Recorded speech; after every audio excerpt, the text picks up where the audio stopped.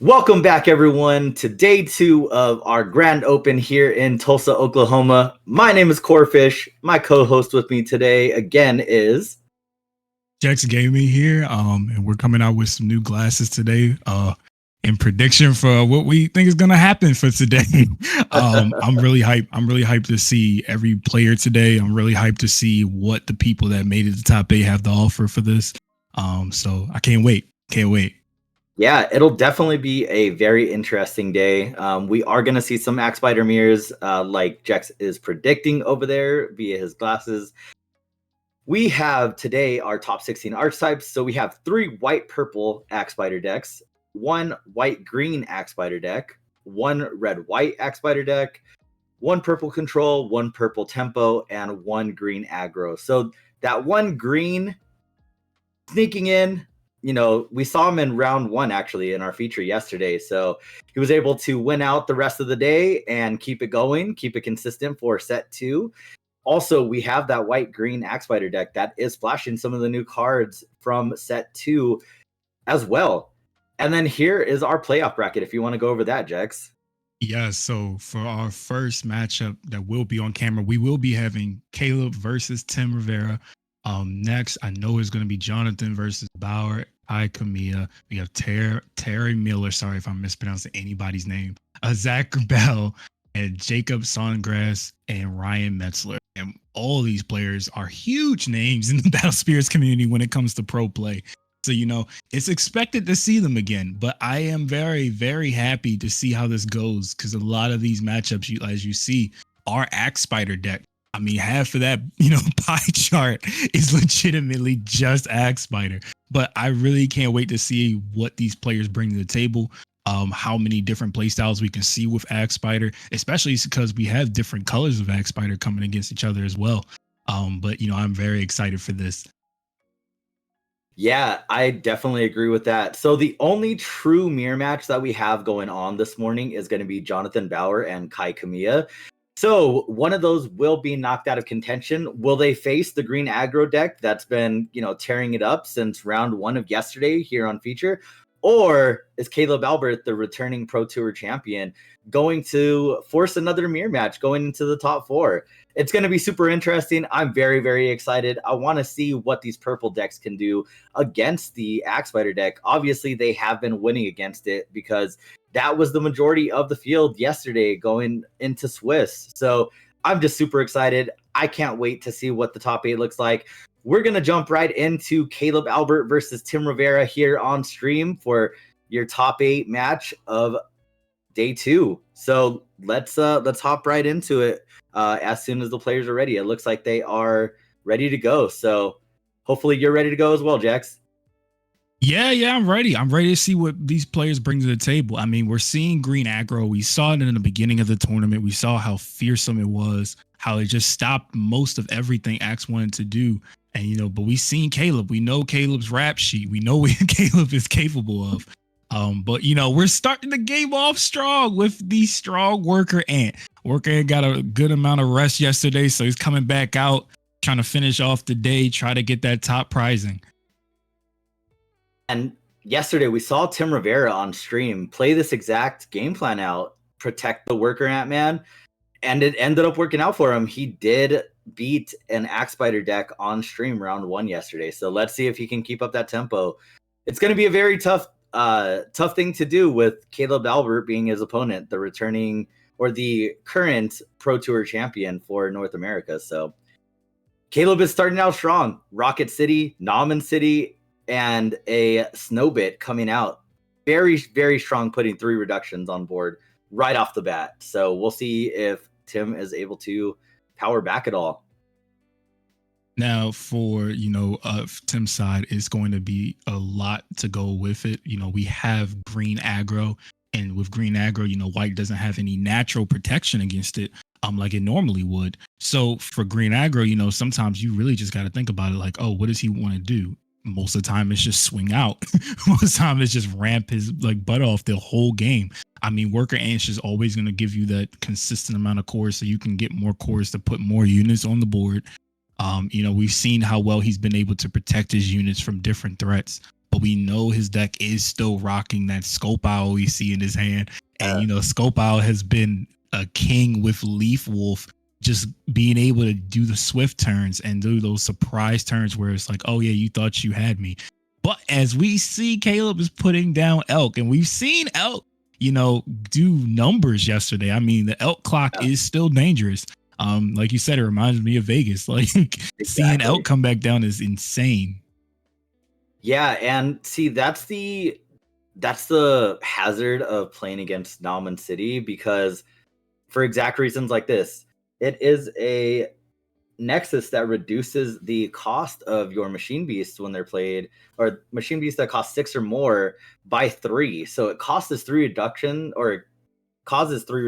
right off the bat. And then he has, you know, the other white card on the board so that it provides the full reduction for Elk. So we're able to see the Elk being played as well as the Amethystis because of Tim swinging in with that worker Ant-Man. So this is one of those things where the tempo swing is very, very important. Like, you have to know when to attack against this white Axe Spider deck, especially when they play Nauman City first turn. So that, yeah, I was expecting a Nauman Guard actually, or maybe an Aegis, but most likely a Nauman Guard. That's my favorite play. At least that's what it's always been since the launch event. But Elk definitely works just as well. So we'll probably see the Elk go back up to level 3 next turn, because he'll have the cores available to do so. And that's where it starts getting a little dicey, because right when Elk gets to that clock start, it becomes a really crazy race. Now, granted, this is an aggro deck. Most of the time, all they're trying to do is hit you anyway. But if you know that sometimes you can protect against yourself, you know, it depends. Do you have the suppression to be able to stop attacks? I mean, Elk is there to kind of stop Worker Ant from really swinging in. But Tim's doing a very good job of just trying to make sure he goes around most of this. It's like, you know, we know that you want to save that Elk, you know, for that Worker Ant. So I'm just going to swing with other things to make sure that I could bring your life down. Now, at this point, it's going crazy. I mean, look, Worker Ant is sitting there at 4K. I forget Elk spread. It's at level 1, but you know, at the end of the day, with Nauman City out and Rocket City, I do believe you get to that BP threshold to be able to block and kill it. But, you know, Tim's just trying to get cores at this point. I think Tim knows that he has Leaf Wolf and Scope Owl in hand, so he's ready for this. Yeah. He's like, you know what, you kill Worker Ant, that's fine. I got a lot of cores off of it, and I'm just gonna keep on trying to swing in because I know that you really can against me. Now, you know, for Tim, I would really be thinking about how much can my opponent put down? Because at the end of the day, you see those, you know, elementals, they're not at level 2. So at the end of the day, if they die, they're not getting that draw. And then if control can't get that consistent draw, it's not going to go too well for them. Yeah. Yeah. And so Elk was at 4,000, by the way, at 4, level 1. So that's why the Worker Ant went down and went to the trash.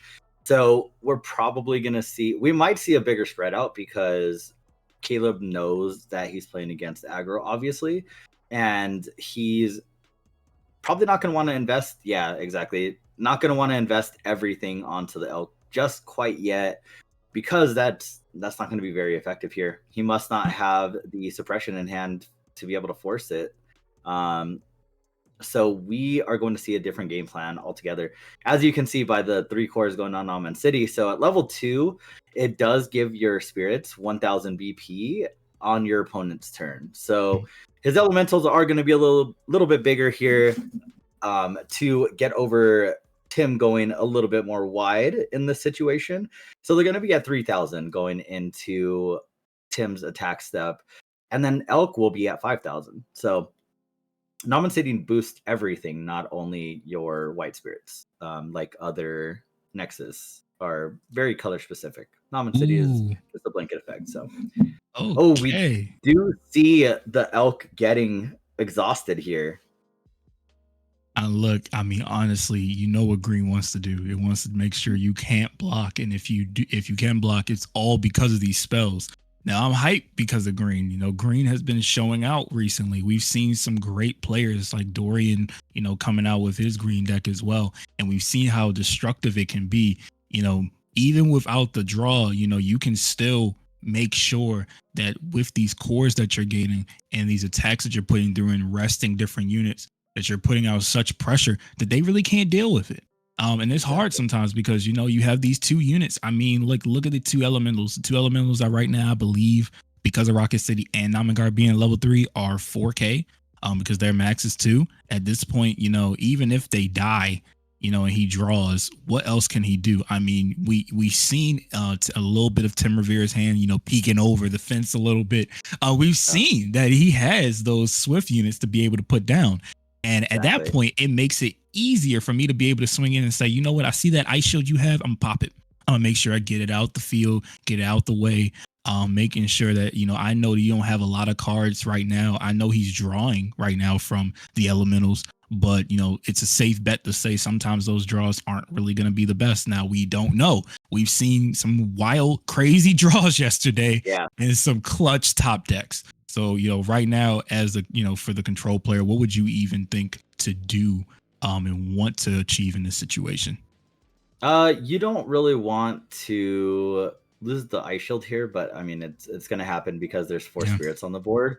So you're just going to block out with your elementals. You're losing the reductions that they provided, but at this point, it's fine. You're going to be able to draw some cards, hopefully draw into some more ice shields. That way you can set up the rest of your strategy. Hoping to draw into probably a Namangard, I would guess, or an Aegis. Aegis would be very, very great right now to draw into, because then you go back up to 3 life after Ice Shield. So you also do get that reduction with Naman City. So that's what I would hope to draw into if I was Caleb in this situation, would be an Aegis. Looks like he has Depths, 2 Dream Bomb, and a Core Theft. So no spirits in hand to be able to kind of just reestablish his board. He's going to have to rely on those Dream Bombs at the moment. So that's definitely what he's hoping to draw into. Namangard or Aegis here. That's what he needs to top deck in this situation. Otherwise, he just loses. Yeah, you know, and it becomes a really bad situation when you have to Dream Bomb some of these win summons. You know, you're dream bombing the win summons, or you have to dream bomb, you know, the vanilla, or you have to dream bomb the Swift, and none of those targets feel good. It feels real bad to have to do any of these in this situation right now. But Netherworld is coming down, so we could start the mini game, even though we know Tim doesn't really care about the mini game too much. You know, at this point, it doesn't really matter. It's just like whatever, it's there. And that last turn was it was not beneficial to Caleb at all, because he lost his purple reduction. So most of his cores that he had available to be able to Dream Bomb, to be able to do other things and react to Tim's plays, are just gone now, because he had to invest almost everything into that Netherworld Depths. And as we saw yesterday, Depths without cores doesn't always win you the game. You need those extra cores, especially in the control deck type, to be able to live, basically. So we might see Tim just kind of swing for the fences. I would just imagine that's what he's going to do, and just hope to win out, basically saying, if you have the Ice Shield, you have the Ice Shield. I'm still in a great position here.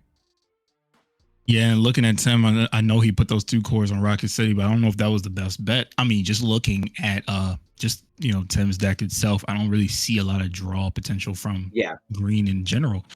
But maybe, you know, he maybe have a different plan in his head. But yeah, I mean, look at the board state right now. I mean, he has Scope Out, and, you know, he has Ice Shield, he has the Answer that he just decided not to play. I don't think he really needs to right now. No. But, you know, look at that board. I mean, that board is just perfect for what aggro wants to do. If you're really an aggro player, you know, this is a dream come true. You're facing an opponent. Your opponent doesn't have, you know, Burning Force, and you know that you have 2 units that can get around it regardless. So, you know, at this point, I think since they're max level, no, everything except Leaf Wolf is out of Burning Force range. So at this point, you're sitting pretty good. You don't even have to care about it. And you know what? This is a dream. I'm not even gonna lie. This is a dream. Yeah. Now, granted, he did just block with Elk. He will be drawing his cards with the Netherworld Depths, though. But swinging in right with the tiger, I have, no, I think that's a tiger. Let me not even go. Is that a tiger? I believe it is. I believe okay, it is, I was about to make sure. I think it's like a Let me jaguar or definitely. something, I want to say. Yeah. It's a But you big know cat. what? Let's just put it that Yeah. way. Yeah, big cat. But we're popping that other ice shield. And you know what? Hoping that at least we drew a good amount of things on Caleb's side for that, for his deck. We need certain cards to see. But he does still have Netherworld. You need an Aegis, you need an Omangard. Something to be able to help you resustain. Or another top deck Ice Shield so that you can try to draw into one of those two cards. That would definitely be ideal here. Okay, Axe Spider is great. Spider. There you go. Let's see what else Where's the trifecta? Yeah, I was about to say. There we go. Another Axe Spider. We got it. I mean, at this point, that's fine. You have it. It's there. I mean, I still would hope to see. I mean, he has, Dream Bomb, of course, and other things of that nature. But in Tim's hand, he does have that Scope Owl. He does have that Scope Owl just waiting in the back just to hop out and jump Caleb when need be. I mean, at this point, we're trying to top that. Now, I think he put another Dream Bomb down. Well, I think he did put a Dream Bomb down. Let me not say another. He put a Dream Bomb down in the burst just to make sure that, went off that clapback, he's able to use it. I mean, there is no Nexus in Tim's deck. And I believe top 8 is open deckless, right? It is, yeah. Yeah, so he knows it's just like, all right, I'm using it for this. Now, since Tim, knows that control matchup probably like the back of his hand as well, most people in the top 8 will definitely tell you they know what's going on with control and certain things that they're doing. They're like, okay, you don't have my answer to this. And you see Caleb sitting at one card in hand, but that Netherworld is going to be able to let him see different answers. So he may be able to stave himself off for a little bit. And that is crucial. I mean, sometimes you can just top deck like a beauty. So yes, this is going to be crazy. Yeah, Caleb has to hope to draw an Ice Shield here off of the draws from Netherworld Depths. If he doesn't see that, it's a very bad situation. He's gonna have to dream. Oh, all right. So Scope Owl's just coming down normally without anything attacking. All right. I mean, that's definitely a plan. Yeah. So again, if Caleb doesn't draw an Ice Shield, then the Dream Bomb can only sustain him for so long because there's 6 spirits on Tim's side of the field. So Dream Bomb only stops one, obviously. He has 3 blocks. So, I mean, the other thing that he can draw is an Infinity Shield. Infinity Shield would be great here, too. Also, remember, if he kills that Scope Owl, if you kill Scope Owl, he has to exhaust the unit. Yeah. And off that alone, he could just take away another blocker. So, at that point, sometimes for Caleb, it's like, we do see a Burning Forest. Court theft, that Court theft sitting there. Yeah, you know what? That Black Jaguar could, like, really help out here. Now, granted, you have to be able to get past this turn to even make 100% use of it. Yeah. So that is something. So let's take a look at his deck list. I don't think he plays Infinity Shield. No, he does not. He does not play Infinity Shield, actually. Oh, he sides it, but he does not main. Oh, no. He mains 2. Sorry. I completely missed that. They were kind of hidden by the Absolute Ice Shields. So he could draw into an Infinity Ice Shield off of the Netherworld Depths. I guess we'll see. It doesn't look like he drew into it at this point yet, though. And this is going to be a little crazy thing. I mean, I don't even know. Like, honestly, I'm trying to think about what you could do here. I mean, other than, like you said, that Ice Shield, he did just activate the Dream Bomb, but most of this is just going to be, something to really look out for.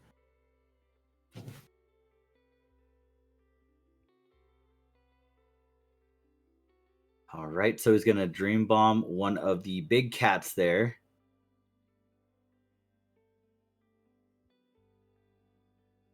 We definitely have to, for Caleb's sake, hope that he draws into an Infinity Shield or an Ice Shield. One of the two.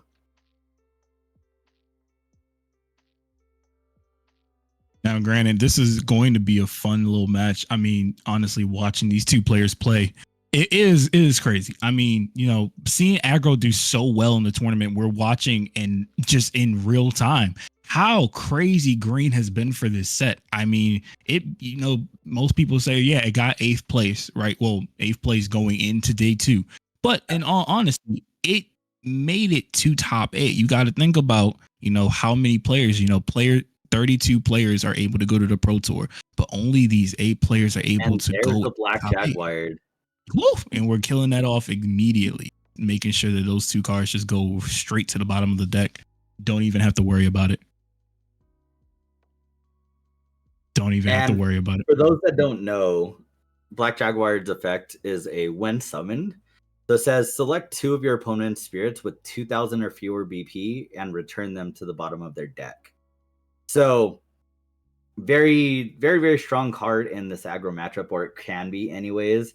As you just saw, Tim lost 2 of his spirits, and Caleb is kind of recovering at this point. So the level 2 for Black Jaguar says during your opponent's attack step, refresh the spirit when your opponent draws a card. So not too relevant in this matchup because they're not going to be drawing cards very much in their attack step while playing green. But that first effect was definitely super relevant, getting rid of 2 of Tim's spirits. So we'll see how Tim responds to that with 2 Ice Shield in hand. And then it looks like he has another Beetle that says when it's played, exhaust one of your opponent's spirits. And at the end of the day, that is something that you really got to think about. Like in all honesty, like Black Jaguar has been something that even for like when I play white aggro has been so great into the control matchup. As you can see, it is going to be good in terms of the aggro matchup as well. Just because sometimes, when you're playing in the aggro matchup, you have to build that wide board sometimes. And sometimes your units can't get over that BP threshold. So it works out so much for that. Now, granted, we do see Caleb putting down another Netherworld Depths. Now, that Netherworld Depths being here is going to be crazy. I mean, think about it. If he's able to hold himself off for a little bit longer, he's going to be able to make sure he draws the cards needed to be able to stave off a lot of different attacks. I mean, as we see in Tim's hand, he does have the little bug that's able to exhaust a unit when played. So at this point, he can take away a blocker.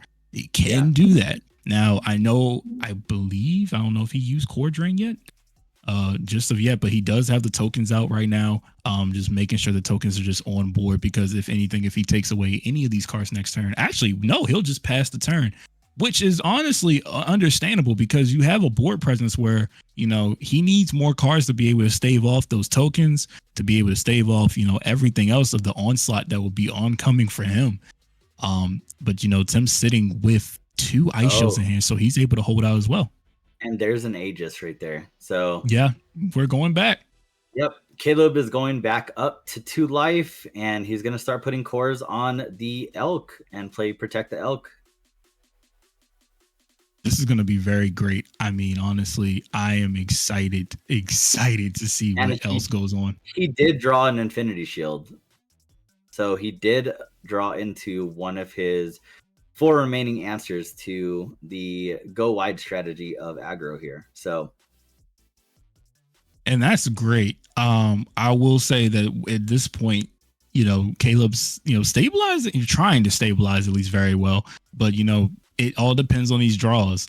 And I won't lie, like the minute Tim swings in, he's drawing 2 cards, making sure that he sees something. So he may see answers, but we're putting down a worker, and it is looking really dire. I mean, we have the butterfly in hand as what's a butterfly? I won't even call it the butterfly. It's called the placer, I believe, or Emerald Pincer.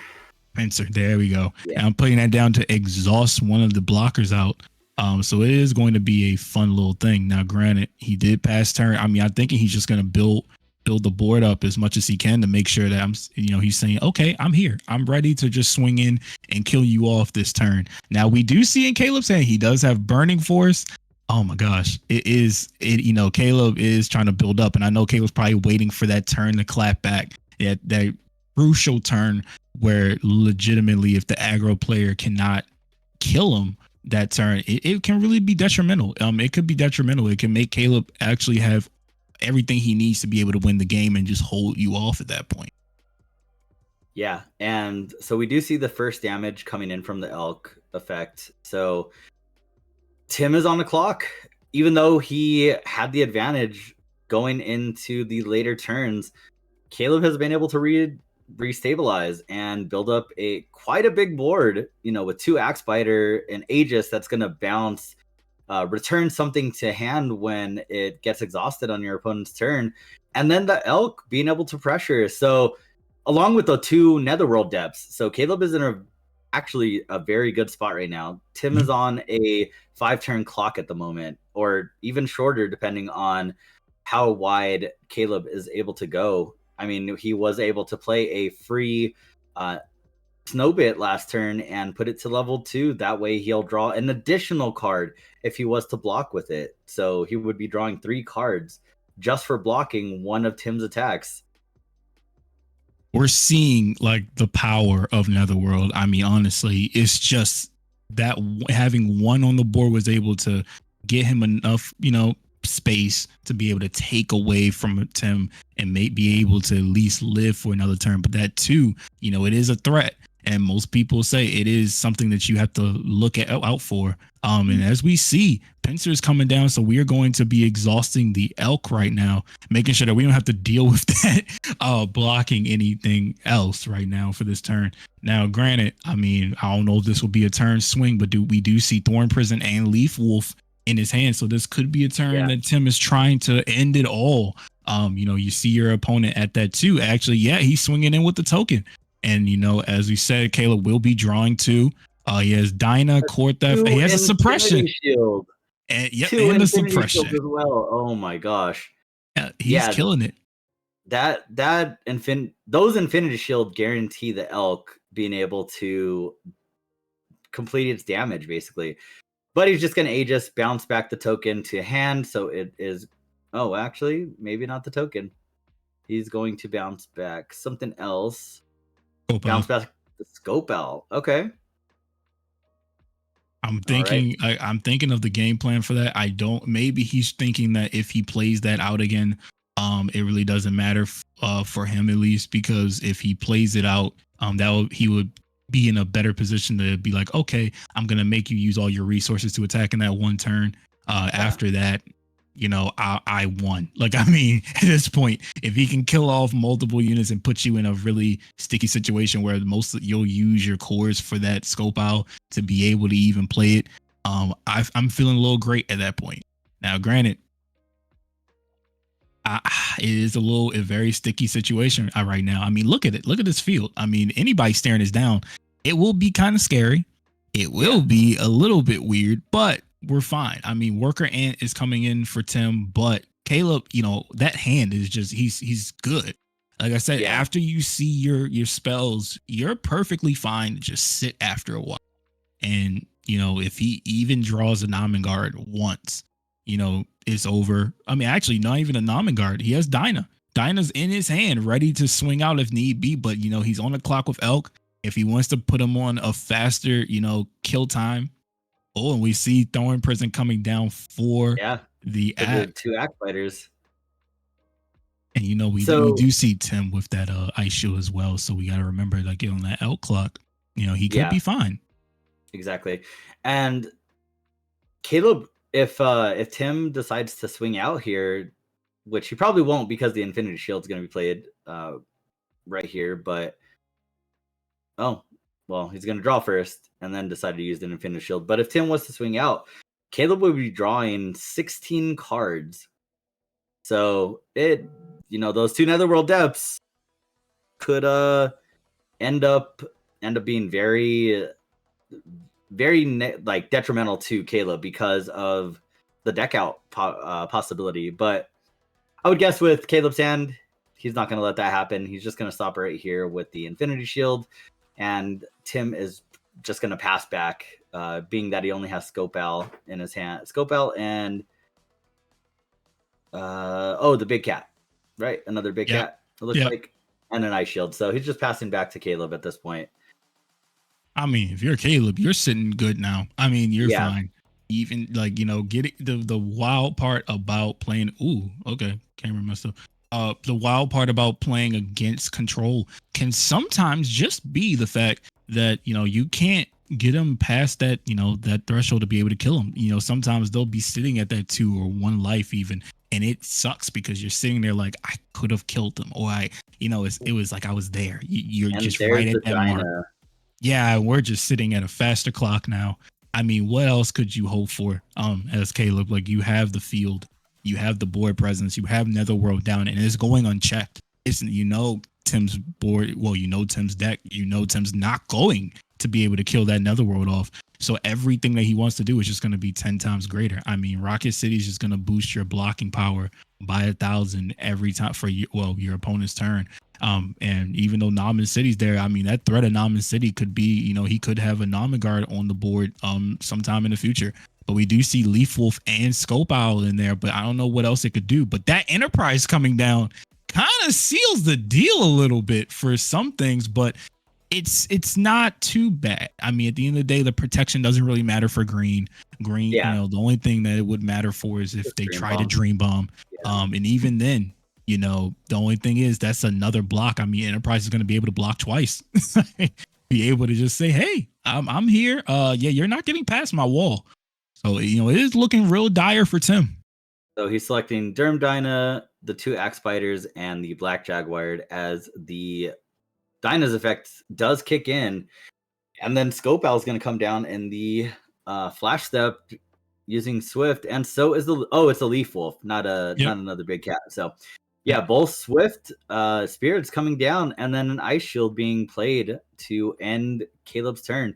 So we are going to see another turn from Tim, but as we see, Caleb's hand is just stacked with answers.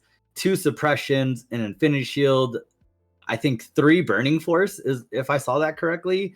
So Tim is just in a very bad situation now, but he is doing the deck count. So we'll see if he is able to make him draw his deck, and then he just passes and wins that way. That would be crazy. I mean, if he's able to stave off that much, that would be insane. I mean, I could see it, but you being on the clock. Yeah. He's just going to game 2. He figures he does not have enough spirits. That would have been a crazy end to the game if he was able to just swing out and say, all right, just suppression, or Caleb would have probably just let it go through an Ice Shield, though, to be fair. Yeah, it would have been fine. I mean, Caleb was fine the whole game. At the end of the day, Tim was counting. He had enough. It's just too many cards in the deck for him to worry about it. I mean, Netherworld can deck you out sometimes, but it wasn't that far into the game to be able to make that happen. Yeah, especially with 2 on the field, it just sometimes you could deck out. It just can be more of a negative effect rather than a positive. But in this game, we did see the power of Netherworld Depths being able to reestablish Caleb's field, Caleb's hand, everything like that. He was in a very bad way, and then he was able to keep Netherworld Depths on the field for a very, very long time, and then play another one. And that just showcases why that card is so good in every matchup, be it Control Mirror, be it aggro, whichever deck you're playing against. It's just so strong if it's able to stay on the field for multiple turns. Now, granted, I'm looking at at least, Caleb's deck for the control matchup. And I'm just like, listen, well, for the aggro matchup for him, but think about it. What else could he side in? I mean, I'm looking at a core drain there. Core drain could be something to really put in the deck extra, or you could, try to put in another Infinity Shield. I'm trying to make out to see if that really is an Infinity Shield, but you could do it. Now, for Tim, I mean, what are you putting out? I mean, I see the Black Jaguars in the deck. You could be putting that into the deck to be able to deal with those elementals early, so you don't have to deal with much. I mean, Volcanic Break is there. Yeah, Volcanic Break. Yeah, Volcanic Break being for that elk, being able to say, you know what, I'm gonna kill elk off early. It is a lot of cores, though. It is a lot of cores to be dishing out, but you ramp so much with green that it becomes so easily available for you. And you have Axe, good old Axe. Yeah, Tim does side Axe Spider, everyone. So this is he sides pretty well into the green-white deck. So I'm definitely expecting Valkyrie Mist. I'm definitely expecting Volcanic Break. At least those two, if not the Axe Biters as well. But that's a lot of cards to side in. So probably Valkyrie Mist, Volcanic Break, because they answer Elk also. Like that is a very important thing, is getting rid of that Elk and causing Caleb to need to reset and pay more cores to be able to play that Elk and kind of take that pressure off and restart that clock essentially. So that's what I'm expecting from Tim. On Caleb's side, like you said, the Infinity Shields, I would definitely bring those in against aggro. Give me that full set of, almost a full set of Infinity Shields. Let's see. Don't need King Vultures. Don't really need Rocket City. Core drains there. Core drain. I mean, core drain's okay in this matchup. It's just they don't really invest too many. It's a 1-for-1 basically. Yeah. So it's not super important. Your main deck is pretty much already geared to beat green, even though you don't have armor, because of those Infinity Shields, because of the Burning Forces being able to stop them from going wide, the Black Jaguars being already included in the main as well. So I would expect the Infinity Shield to come in and not really too much else, at least in my opinion anyways. But we'll see what Caleb decides to bring in. So they are getting started with game 2. Let's jump right into this and see what how this match concludes, or if we go to a game 3. Yeah, I feel like we're just, seeing how this goes. I mean, honestly, we've seen what Tim can really put out. Tim can, put a lot of pressure out, and it just couldn't get to that last life to be able to kill it off. Now, granted, we will be seeing Caleb start off with the snow bit, so it is a good start. I mean, at that point, unless, we're watching anything else, snow bit's good. You have to be able to kill it off, draw a card. We do not know the rest of Caleb's hand, but I can already assume it's something deadly, something that I really wouldn't want to see playing against it. So we can really just hope. Oh, and the Axe Spider's coming in. Yep. And Tim did bring in Axe Spider from the side. So there we go. Now let's see what Caleb even tries to put in for himself. I mean, at this point, all right, putting all the cores on there right now. I'm just thinking about the game plan. Passing turn. I mean, at this point, you can. Yeah. You're in a good position right now. I don't even have to worry. I mean, of course you're playing against an aggro deck. You're playing against an aggro deck, but I don't have to worry too much. Exactly. I feel like I'm in a good position. Yeah, especially with the cores needing to be invested into the Axe Spider. That they want to get it up to level 2. That way it has the protection, and you have a snow bit. The snow bit's going to let you draw. So that's all that really matters. So the game plan early with control, especially with the white-purple version that everyone is on nowadays, is you're okay with taking a few life. Like you saw last game, we saw Caleb going down to 1 life at a point in time, and he was fine. So we do see a Dream Bomb putting back the Axe Spider, and that is kind of actually a really big hit to Tim, because it was such a heavy investment core wise. He's going to need to play it again, and it's probably not going to come down until later in the game now, because he has that Fire Ant and now a Leaf Wolf on the field that he does not want to take those cores from. Yeah, it is a little weird. I mean, honestly, looking at Caleb, I feel like he definitely did that to be able to force, Tim, or maybe make Tim think that, okay, yeah, playing that Lethal was fine. Deal me 2 damage so I can get more cores.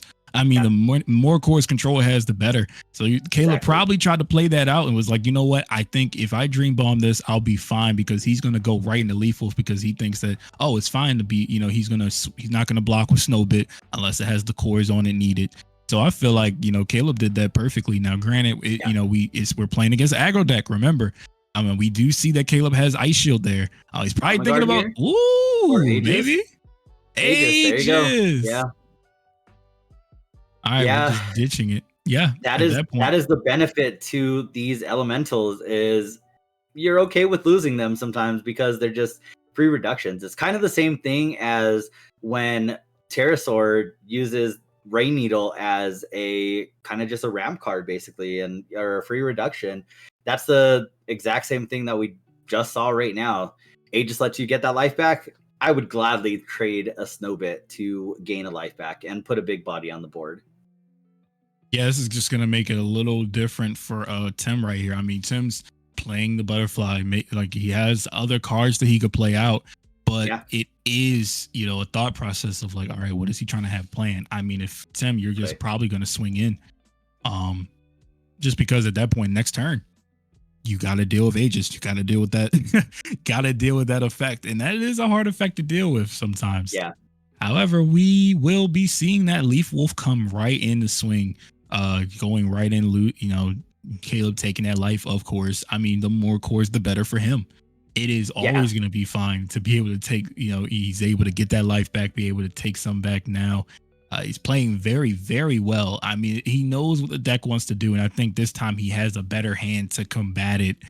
He's perfectly happy with where he's sitting at now. For Tim, Tim's doing what you need to do, swing in. I mean, if you have no other plan, if you sit back, you know, control's just going to kill you off anyway. So you have to try to be able to put them at a different position. And I'm loving it. I'm loving it. And that Heaven's Cloak Butterfly, even though it was at level 2, it was only at 5,000 compared to the Aegis being just at a higher BP threshold, which is okay because then he gets to play out the Scope Owl. So he does still have a blocker or another attacker.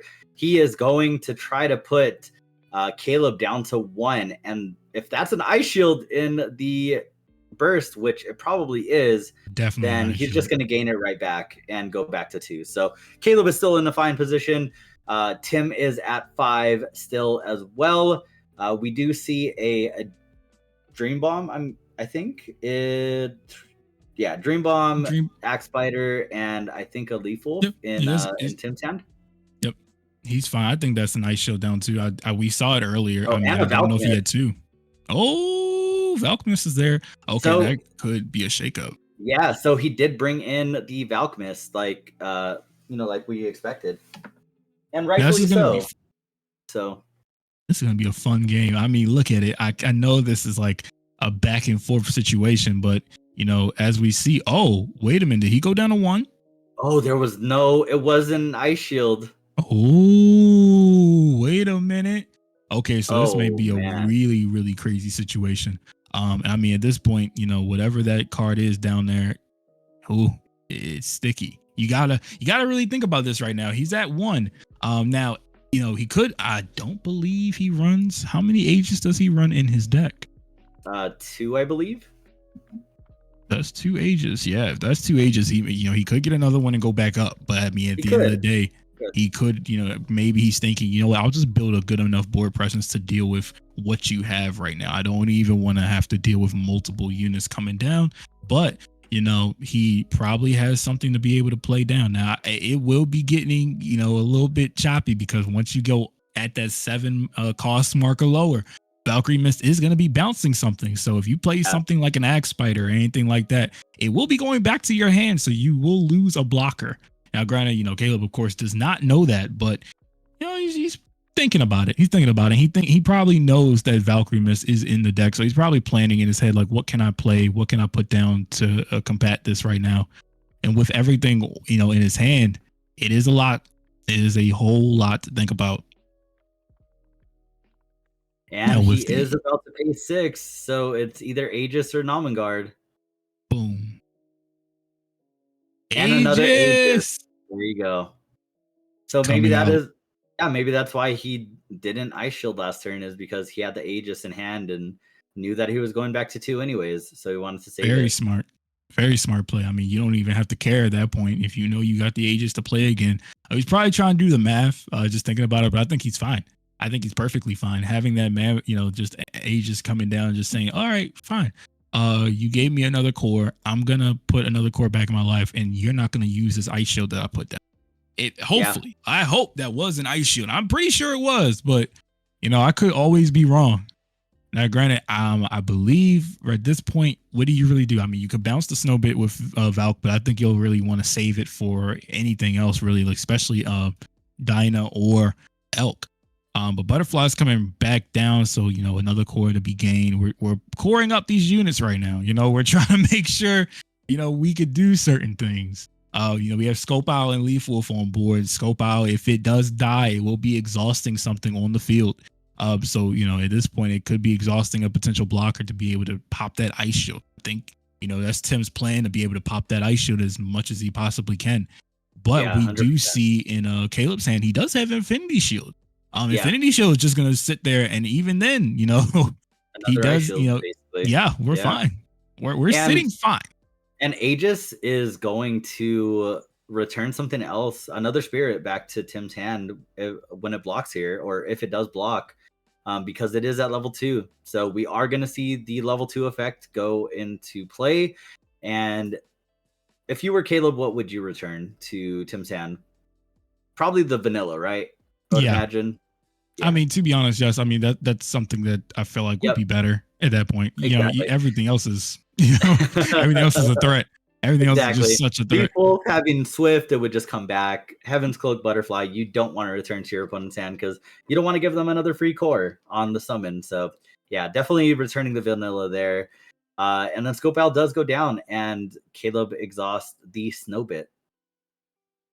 Yeah, this is going to be very nice to see. With how we've seen Tim play, and putting Tim on like kind of like a back burner right now in terms of how aggressive he wants to be. Even though Tim is sitting perfectly at 5, we all know like sometimes, control, and not even sometimes, all the time, control players will put you, they leave you at 5 and just say, I'm not going to really swing at you, and they don't really need to. But, just because you look at the life and you're looking like, oh, wow, I mean, Tim's so close. Sometimes you could be so close and yet still so far away from that win. And as we saw last game, Tim was really far away. I mean, really close to that win, but, couldn't get those last few damages out. But we will be popping that ice shield at least. So on Tim's side, he is probably looking up saying, I know I have to worry about 3 more ice shields. So, it is a game plan to think about. But since it is Caleb's turn, there is a lot that can be done to really, put and cement your place for this win. He only needs one more to advance into the next round. Yeah, and this is, I guess, the issue with green right now and not being mixed with other colors is the lack of draw. As we see, Tim only has 4 cards in hand to Caleb's 6. Yeah, about 6 cards in hand. And then we do see a Burning Force coming down from Caleb. So Tim just loses his field. He doesn't really have very much to respond with because Valkyrie Mist does not return Aegis to the hand. The only thing that Valkyrie Mist can hit on Tim's side of things is going to be that Snowbit, which is perfectly fine with Caleb. You're okay with the 0 cost being returned to your hand because next turn you just play it back again. And then it looks like Caleb is just moving around cores, putting the cores on Snowbit to be able to take it to level 2. And if you're Caleb, do you just swing out here or swing with the Aegis or the Snowbit, or do you just pass like you did? I think it's just easier to pass. I mean, giving aggro more cores is very detrimental. You giving it more cores, especially when you're dealing with a Swift deck, it can be very hard. I mean, I've had matchups where my opponent has swung at me 1 time, and it really was just like the deciding factor, me getting that extra core, and I was just able to have that many more units out, or that, I had an extra core to be able to use for an answer, and that really is detrimental. And, with Caleb, he's fine. Caleb, actually, look, Caleb's playing that Elk. Now, we do know, Elk is 7K, and falls right under that Valkymist. So if need be at any given time, when that clock starts, he can stop it. He can stop it right then and there, just bouncing it, unless, Caleb somehow, some way slaps down an Enterprise. Exactly, yeah. So the Elk is going to go up to 3. So we're probably going to see the Valkyrie Mist being played next turn. Because the Elk is at level 2 right now. So it does have that burn effect coming into play if Tim doesn't deal any damage. Yeah, so this Valkyrie is going to be very nice. Is definitely going to be played this turn. At least I don't see any reason not to play it. This is going to be a very nice thing to see. I mean, at this point, okay, Ant is coming out. And Worker Ant. It may not be a Valkymist play. Maybe not. I think honestly with this type, he's probably fine with gaining the cores. If he loses a life, I think since he is passing, he's fine with gaining those cores. I think at this point, he only wants to use that Alchemist to be able to stave off death. I mean, and that's fine. That's fair. Being able to stop yourself from saying, oh yeah, you can start the clock on me and I'll gain cores. Like I said, he is an aggro deck. That aggro deck, mentality sometimes is like, whatever, give me the cores if you want, but I'm just going to make sure I don't die. And as long as I can do that, I'll be all right. Yeah. And then we do see an Axe Spider coming down on Caleb's side as well, but it's only at level 1 right now. So it does not have that that protection against being destroyed. So we do see that Tim drew into, the moth, right? Butterfly. Or butterfly, yeah, Matt Butterfly. Matt Butterfly. Yeah. Yep. So he did draw another spirit, but Caleb they're equal right now in spirit count. So the other bad thing about Caleb's side of the field versus Tim's, at least bad for Tim, is that there are 2 Aegis at level 2. So 2 of his spirits would be getting returned to his hand if he was to attack. So yeah, this is just going to be a really, really weird situation, especially for Tim. Now, granted, I mean, we've seen Tim, come out of the worst of them. I mean, like Tim made it to top 8 for a reason, but right now we are playing against a control player who's been playing nothing but control for a while, and just making sure that he knows what he wants to do. He knows what the matchup is going to be. But as we see, he's playing that Axe Spider down. Making sure that he doesn't, maybe has another blocker. I know he's doing the math for it, and that's fine. That's completely fine. Seeing where he wants to divvy up the course, but I think that is perfectly fine for him. And putting up that snow bit to level 2. If anytime anybody else attacks, he will be drawing a card. Now he doesn't have Netherworld down on board, so he's not gaining that. Like every time you attack, I'm just gonna be able to draw anything. But he still is at a good position. I mean, right now, there's really not a lot that you could do. Sometimes this board looks so terrifying to an aggro player that you really can't do much. But Ellismoth is coming down to be able to, shut me right the heck up. Making sure that at least he's like, hey, no, I'm still in this. Ellismoth there to be able to exhaust some of these units that would be blocking and making sure that it doesn't really matter. I'll be able to deal with you shortly. Yeah, so we do see the Ellismoth come down. The only thing is that if it was to exhaust the Aegis, only one will get its effect because that only one's at level 2. But Caleb does have a lot of responses in his hand, so it's going to be interesting to see if Tim is able to play through this field that Caleb has built up, or if Caleb is just going to control and keep on building his board and keep on burning him with Elk, because Tim is only at 2 life now. Yeah, this is going to be very, very situational. I mean, at the end of the day, for Tim, you're looking way, way worse in life right now. Even though Caleb was sitting at 2 for a while, it doesn't really matter for Caleb because that board state, he wasn't going anywhere. He wasn't dying off. But Ellismoth is there to be able to rest these different units out. Okay, so Aegis is going to be rested. Yeah. Oh yeah, we're just making sure that almost the whole board's just gone. Now, granted, Caleb, you have protection against this. You know what the deck is. Now you have suppression. Look at that hand. I mean, suppression, core theft, burning force, and infinity shield also. Yes, so much.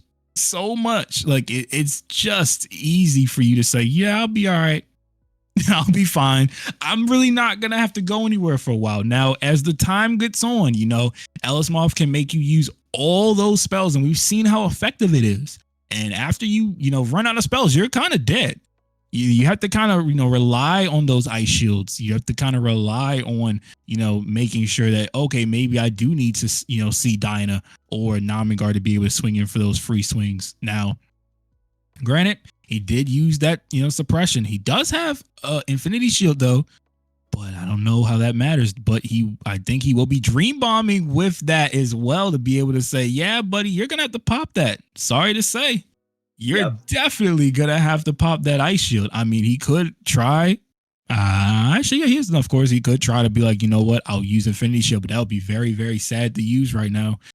Using both two of the spells to be able to make sure that Ice Shield is alive. It really does feel bad at this point. Kind of really his only choice at the moment because he's only at 2 life as well.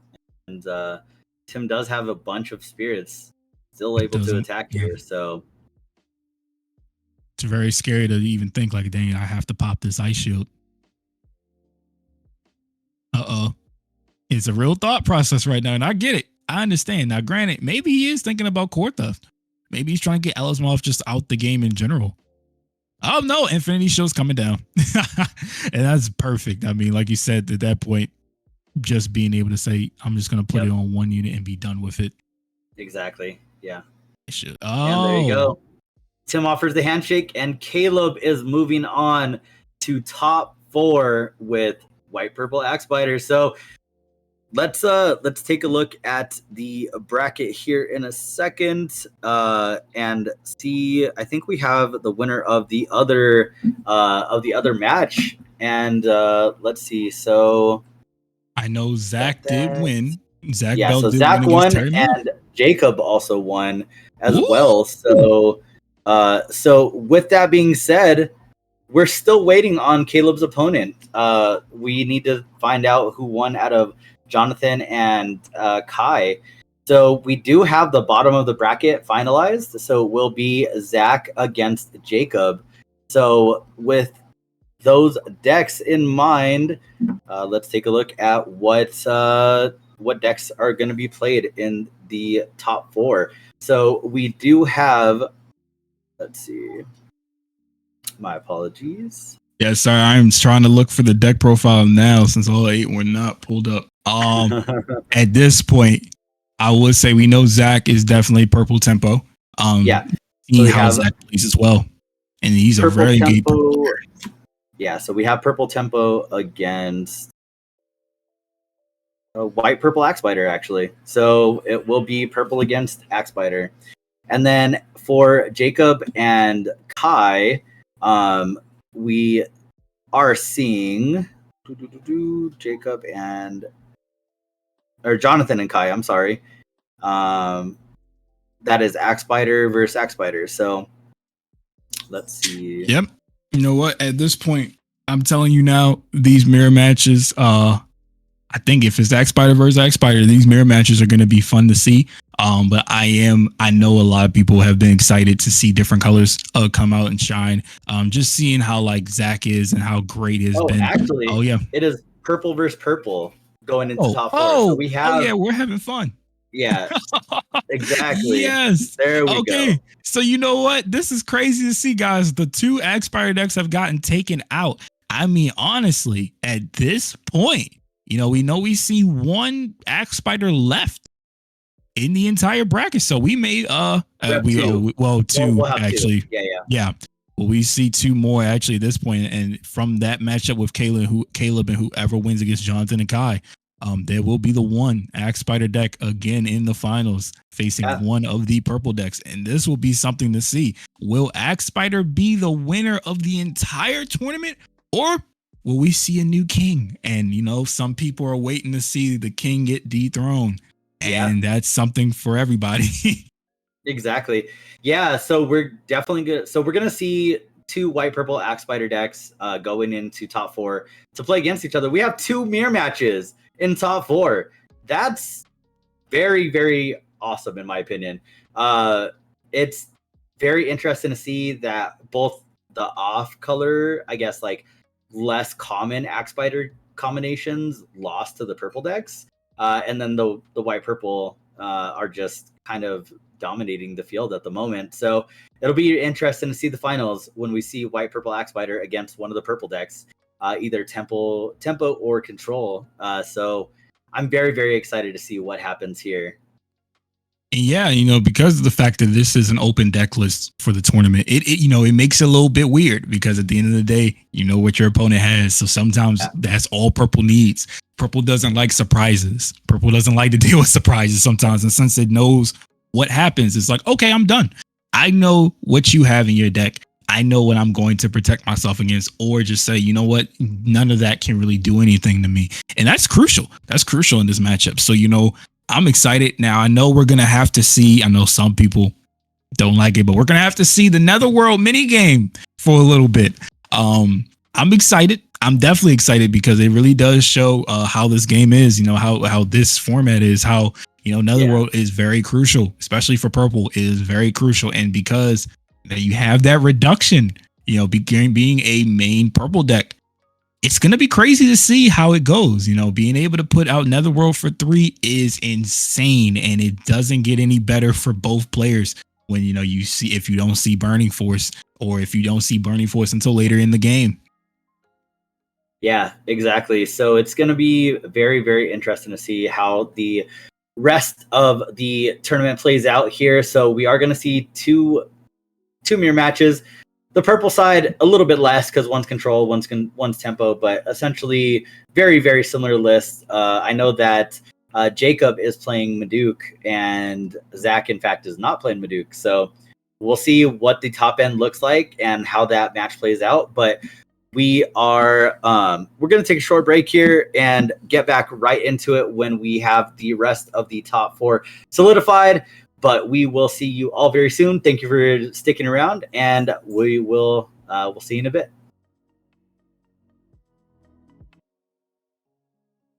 All right, guys, welcome back to the Battle Spirit Saga top 4 for the Grand Open in Tulsa. We are going to be seeing 2 purple titans go at it with each other. I mean, we got on the right, it will be on the right, Zach, who is going to be playing purple tempo against Jacob's purple control on the left. It is going to be a good game to see. I mean, from these players, nothing but greatness. I mean, you've seen Zach has came from Ohio and just been killing it ever since Ohio, and just, making a name of himself. Jacob, from Team Ice Wall, is just killing it on his own. It is going to be a crazy game to see. And I'm really excited to see how these 2 purple decks, and, not different in a whole lot, but different in a good way, go against each other. It's going to be very fun. It's going to be very exciting. You have any predictions on your end, Corphish? So I'm, first off, very hyped to see 2 different mirror matches in the top 4, even though Axe Spider is kind of the boogeyman, like we talked about in the beginning of the weekend. I want to see tempo kind of win. Even though I'm a control player at heart, I really like Zach's build. I really like what he has to bring to the table. But it's going to be a very, very fun matchup. And we see that he is starting off with the Devilish Imp right off the bat on Jacob's side. So it's a very interesting card to see. In a main deck, anyways. I don't know if you agree, Jax, but you don't really see that card very, very much. Yeah, I'm a little bit different. I've seen it a lot. But that's just because of my own locals. Just seeing that card just gives me pause. Because I really do dislike it a lot. But you know what? I mean, at the end of the day, it's something that's really great. It is, it's only a 2 of in Jacob's deck. So, having it out early was probably great, having a first turn play like that. Maybe it was something that he put in just because of the fact that he was just thinking, you know what, this is probably the best bet for me. Now he will be swinging in with that Lamorak, and Lamorak. Oh, and the Imp. Look, Lamorak has been something that I've loved, and I mean, it's deserving of that Altart spot for this set. It is a very good card for purple, and it's something that purple really did need. And I'm pretty sure every purple player was just like, oh my gosh, this is all we needed. This is like a boss card that really isn't a boss card. Yeah, no, having Lamorak in the purple deck or just any purple variant now feels great. That's the best way to put it. That card is just so good. And it, like you said, it is very deserving of that SPR slot. And we do see a Beldegor coming down, so that's another great rare that deserved the SPR spot in set 1. So I really like Beldegor. Beldegor is just so great, and is only going to keep on getting better. Yeah, and getting out that Lamorak early was a great thing for Zach, because you want to get it out and be able to put your own down. Getting that. Look, I mean, honestly, as we see with Zach, Zach only running the 2 Lamorak in his deck, so him getting that is really good. I know Jacob has 4. And I know some players have always been talking about like, well, is 4 even enough? Does it become too clunky? Is it better at that 3 spot? To find that, to find that perfect spot for your deck. So, for Zach, for his tempo deck, he probably said, you know what, Lamorak at 2 is fine. If I see it, I see it. My deck can do so much more without me needing it, to be honest. But we will see. We'll see Mordred come out. Now, granted, I will say for you, like, it is a purple control deck. Do you think that was a good play? Getting Mordred out that early and not attacking with it. I mean, granted, he didn't attack with it because Lamorak's on the field, so Beldegor would just go back to the hand. But we do see a Burning Force coming down, so it's exactly what I was just going to say. It's susceptible to a lot of removal in the purple mirror. So I definitely wouldn't have played it that early without a suspended spirit. You lost so much value from it. I believe that was the only one in his hand. So he's on the back foot now because of that Burning Force. I'm not sure why that play was there, but I see why now. He has 2 Black Lands, 2 Nemesis, and a Burning Force in hand. So that was his only play to be able to put out a blocker. So he was kind of forced to in that situation, or felt like he was forced to anyways, to make sure that he doesn't lose to Zach's aggression anyways. Maybe he thought that Zach's hand was full of lower cost spirits anyways. And, at this point, it really depends. I mean, look at that hand. It doesn't look too good in terms of like what you could really play. Now, granted, he can draw from that Black Lance, like you said, but it does, become something when you just see Zach put down his own Black Lance to be able to say, yeah, I'm drawing right now too. And, Zach's hands looks a little bit in a better position. Probably Zach right now is just thinking about what can Jacob even do? What can Jacob even put down, like with his hand? Because you never know, when an opponent passes turn, sometimes they have enough spells to clear your whole board if you do something incorrectly. But he's just going to take that core. And I know he's just going to pass turn right now for this. This is great to see for Zach. I mean, I think Zach, has the perfect, duality right now. He has 2 Nexus on the board. He doesn't have Netherworld, but he has the Rotting Swamp to be able to deal with certain things on his own attack turn. Yeah. Now, at the end of the day, like I said, sometimes depths can be all it takes for some players, but you do see Impaler Force, and we haven't really seen that being played. Yep. But, we see it in Jacob's hand, and I hope to see if he even utilizes it, if he's able to. But it does look like Deadly Balance is going to be used on Dagger Veil. And then he just adds it back to hand. We've seen it from Zach's play before. He used the Deadly Balance to just clear that board, being able to draw off of Dagger Veil, but getting it back with that Lamorak, it just makes for a good play. I mean, it's just such a crazy good card. And that's where we see the power of Lamorak coming into play. Like you were mentioning, like it added so much to this purple strategy, and being able to add back the spirits that get destroyed, the first spirit that gets destroyed for your turn, for the turn. And we just saw the utility of it right now with that Deadly Balance play. And Zach is looking more like a control deck in that situation, but we see the Netherworld Depths coming down for 3. Like you said, it feels great to play that card for a reduced cost, a severely reduced cost, and only play it for 3. So he's just going to attack again with Beldegor and slowly chipping down Jacob's side of life. And we'll see how Jacob responds. He does have quite a bit of responses in his hand, as far as being able to play the depths, being able to play another Black Lance, things like that, to be able to draw more cards. I think that's the Netherworld. Yep, the Netherworld's coming down.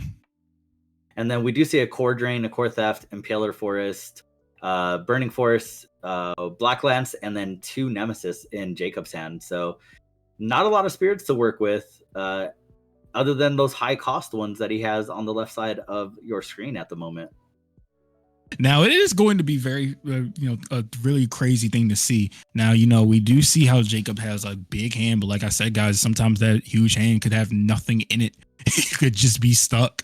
But since this is a Netherworld, play right now, both of them staring down Netherworlds, we don't know if Jacob can really be in a position to even make, Zach draw cards from that Netherworld, because Zach has just been doing such a great job to clear the board out, make sure that nothing was just staying there. And we do see another Agravale coming down. Is he maybe going to do another play with Deadly Balance? That would be crazy to see another one happen. I honestly wouldn't take anything from it, but I don't think that he needs to because there's nothing on board. I mean, to kill off. So he could be trying to save it like for that perfect moment for next turn when he does play something. I mean, we see these high cost cards in Jacob's hand. For Black Lance, we have and even Nemesis. If he plays Nemesis, that could be something that Zach wants to take care of, and I'm pretty sure he will take care of. Coming into that. But I see Camelot Knight coming down too.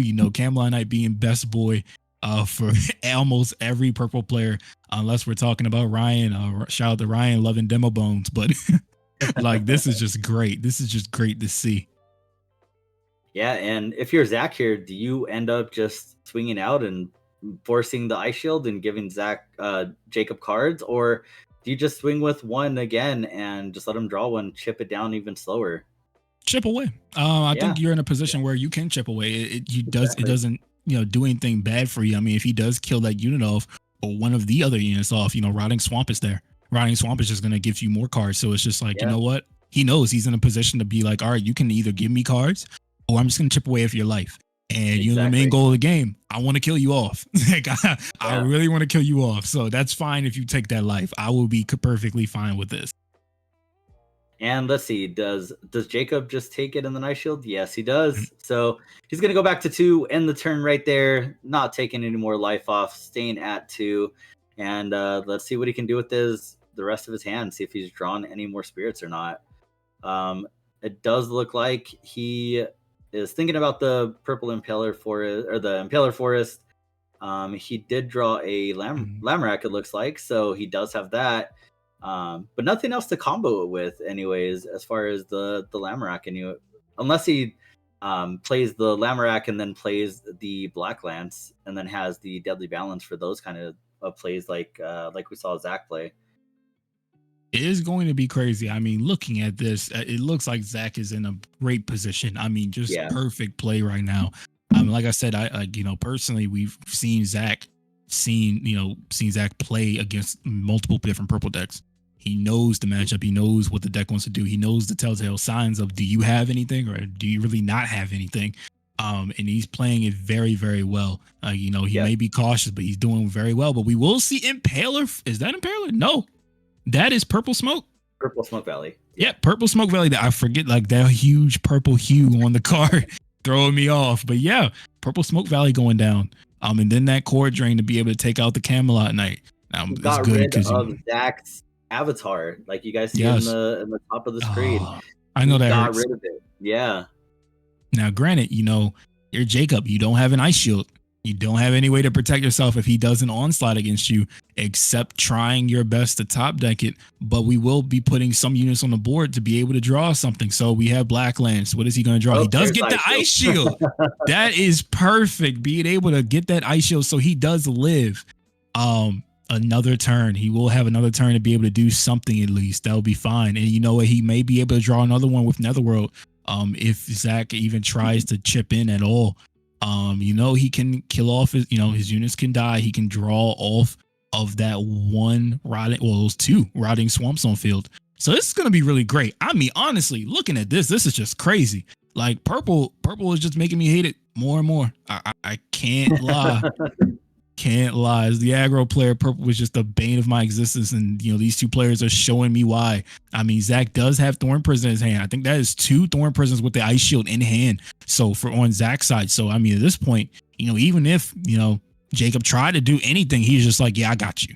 I'll be fine. I'm just going to rush your units. You're not going to do anything else to me. You're not white aggro, so you're not regaining. Like, I'll be perfectly fine. Now, we do see him swinging with the Agravale right now. Agravale, like I said, if it dies at all, unless he takes it and pops the Ice Shield, but if it does die, Agravale will be drawing him a card, and then the Rotting Swamps will be activated. So that, honestly, getting 3 cards is not bad. But he is just going to pop the Ice Shield, which is probably the game plan in general. Just making sure that, I saw you struggling for the Ice Shield already. Let me see if I can make you struggle next time, because you have to top deck it. You got to do it. Now, granted, is that a Burning Force? I don't know, but I see red. Probably is. I'm betting. He does have a betting. Yeah. Yeah, he's had You see? Jacob has had Burning Force and just left the depths on the field because he doesn't have spirits to be able to play it out, Now, or just worry about it anyways. So, now we do have core theft.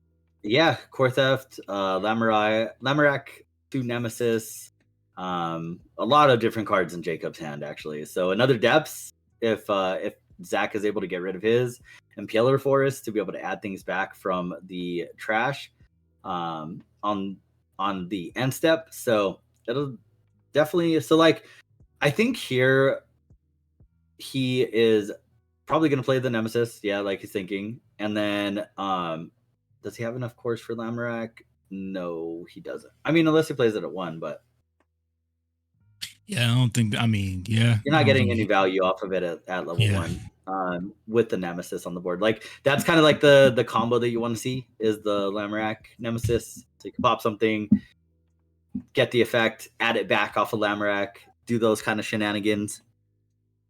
I mean, at this point, you know how strong Nemesis is. For people that don't know, like when Nemesis kills, it can kill something on the field. It can either remove a core. I believe it's 1 or how many 2. For Nemesis, and I don't know. I'm probably wrong about that. But then if the other effect is you could draw 2 cards off of it. So I mean, I don't know if you really want to. He probably does want to draw more, but he will be playing that Lamorak down. So he's going to take the cores off and make it level 3. There we go. Okay, level 2 actually. So only needs 1 more core to make it that level 2. So, well, I think. Sorry, I'm trying to look at the cost for it. Actually, nope, 3 cores. I'm trying to look at the cost for it to make sure. But at this point, he can do the Nemesis play with it, gaining back the card that he killed off, and I think that would be a good play. Yeah, so it either removes 2 cores or draws 2 cards. Ah, there you go. Yeah. Actually, he's lowering it down again. Never mind. So he's just saying, no, never mind. I'm not even going to try to do the Lamorak play this turn. I mean, it's good to wait, but at this point, he will be killing off Lamorak to be able to remove a core from something, since Lamorak, when destroyed, will be activated as well. Killing off the Lamorak too, and he will be drawing, I believe, from Purple Smoke Valley because of this. So at this point, Caleb's drawing. Well, not Caleb. Why am I thinking of Caleb? Zach is already drawing off from that Netherworld as well. Because Nemesis did attack. Now, I will say this is going to be a thought process. I mean, look at this. I mean, but didn't Lamorak have 3 cores on it though? He took it off and put it on. No. Zach's Lamorak. Zach's Lamorak had 1. Oh, it just had 1. Okay. Got it. Now we do see Thorn Prison come down. I was like, wait a second. It doesn't remove 3. Now, I mean, we do see here that he did use the Thorn Prison, one of the 2 Thorn Prisons that he had in hand. So that's fine. That is perfectly good. For at least for Zach's side. Now, I think he is scooping right now. Actually, what am I saying? What am I talking about? No, it's just core thefting. No, thank you. I was about to say that is a lie. I was like, wait, what just happened? I was like, okay, all right, but Thorn Prison used. He has 1 more. Okay, I see that spicy card in there. That's a lot. I don't know.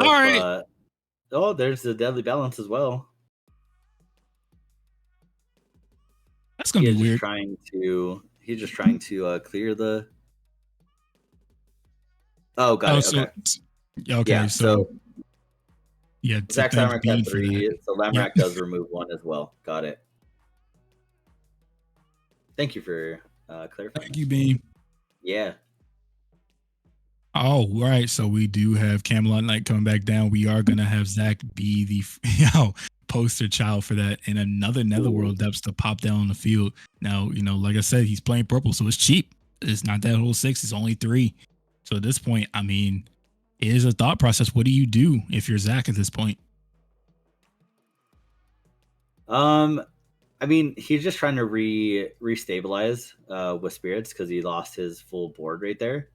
So that's the goal right now, and that's why he played the second depths, is to try to make sure that he's able to draw more and gain some more spirits back. So this is going to be fun to see. We are going to be seeing Zach try his hardest to get his board back, but Jacob is going to hit him with the deadly balance. At this point, we're going to have to really think like what's going to go down, even though, the one of Leaf Wolf covered down. I mean, off that top deck from the 2 Rotting Swamps. That is crazy. You know what? Can't hope for anything better at this point. And that Leaf Wolf, like I'm telling you, Leaf Wolf has just been Leaf Wolf and Scope Owl. It's just been crazy to see for this whole Grand Open. I love it. I love it. And it puts Jacob down to 1 life. And with purple, there's not a way to regain. So we do see a Beldegor coming down on Jacob's side of things and getting rid of the MVP Leaf Wolf. But we do see Jacob putting a field out. Too.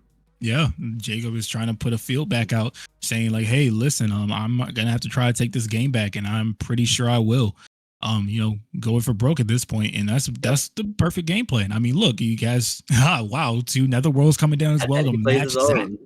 Yeah, just making sure that he's fine with this. This is gonna be good. I mean, this is gonna be great to see. Going through like with these like 2 games right now, or 2 players right now, we're seeing multiple things happen with how they play. I mean, Zach, was doing really well at being able to keep Jacob, at a low life for a while. And Jacob was really able to hold off and be able to draw the cards that he needed to see. And sometimes, you top deck, there's no luck in this game other than what you do top deck off those draws. So at this point, it's like, you got to find the right plays at the right time. And you will see that other Thorn Prison coming right down. And, Jacob's just going to have to think about what units he wants to even rest at this point. I mean, that's Agravale on board. Do you really think he will rest that Agravale? I don't really think so. Actually, never mind. He will rest the Agravale and leave that Lamorak up.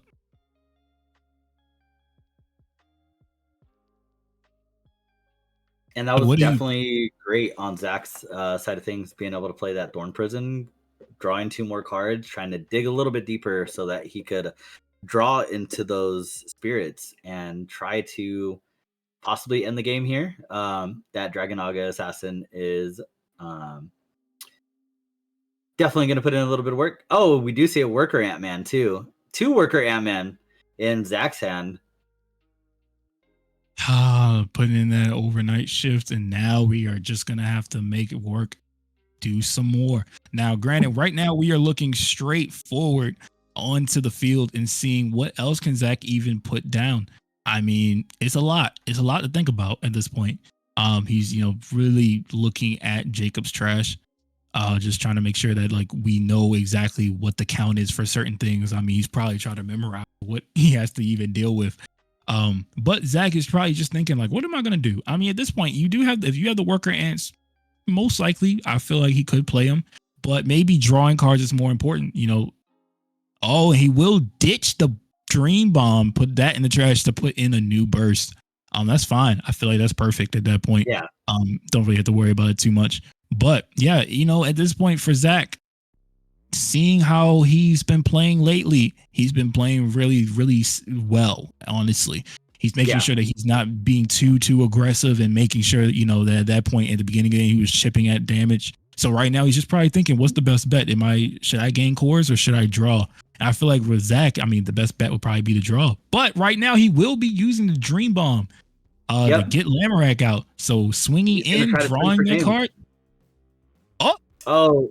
And that's game. That's game. Right there. Yeah, because and you know what? That top deck ice shit would have been great to see a little bit earlier. But that Leaf Wolf coming in to make sure that everything else was perfect. I mean, that was great. I mean, him being able to get that Leaf Wolf it worked out perfectly to be able to get Jacob to that low count. I feel like that was such a great top deck for him.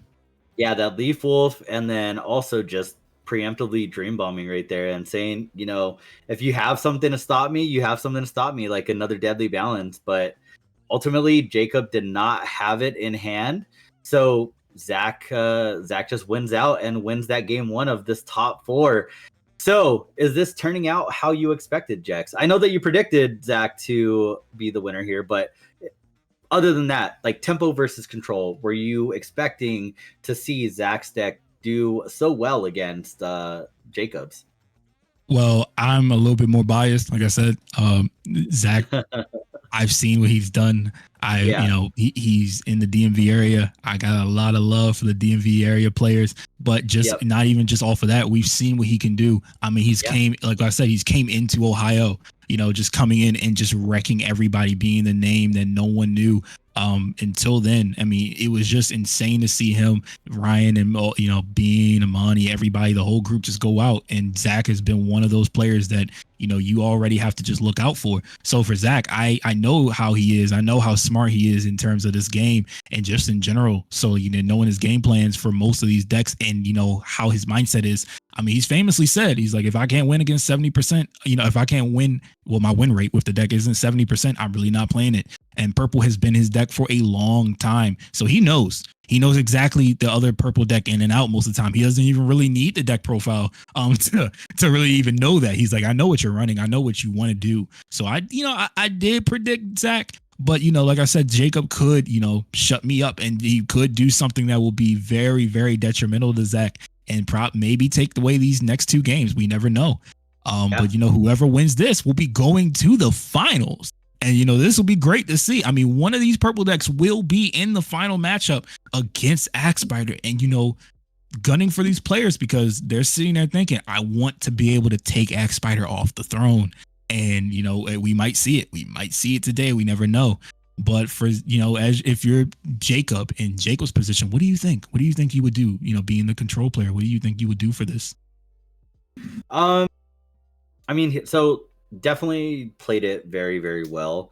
The purple mirror match is just so intricate. Like a lot of little decisions influence the game over long term, even more so than a lot of other matchups. A lot of other mirror matches, I should say. But taking a look at the side for both players, let's take a look at that and see what we would bring in. So on Jacob's side of things, he is most likely going to want to bring in the King Vultures to have more removal for depths. That was very influential in that game, obviously. Zach was able to draw into exactly what he needed. Also, the Flamefish, I would say, is probably another good call, especially because It's never a good call. especially because Zach plays a lot of lower end spirits, anyways.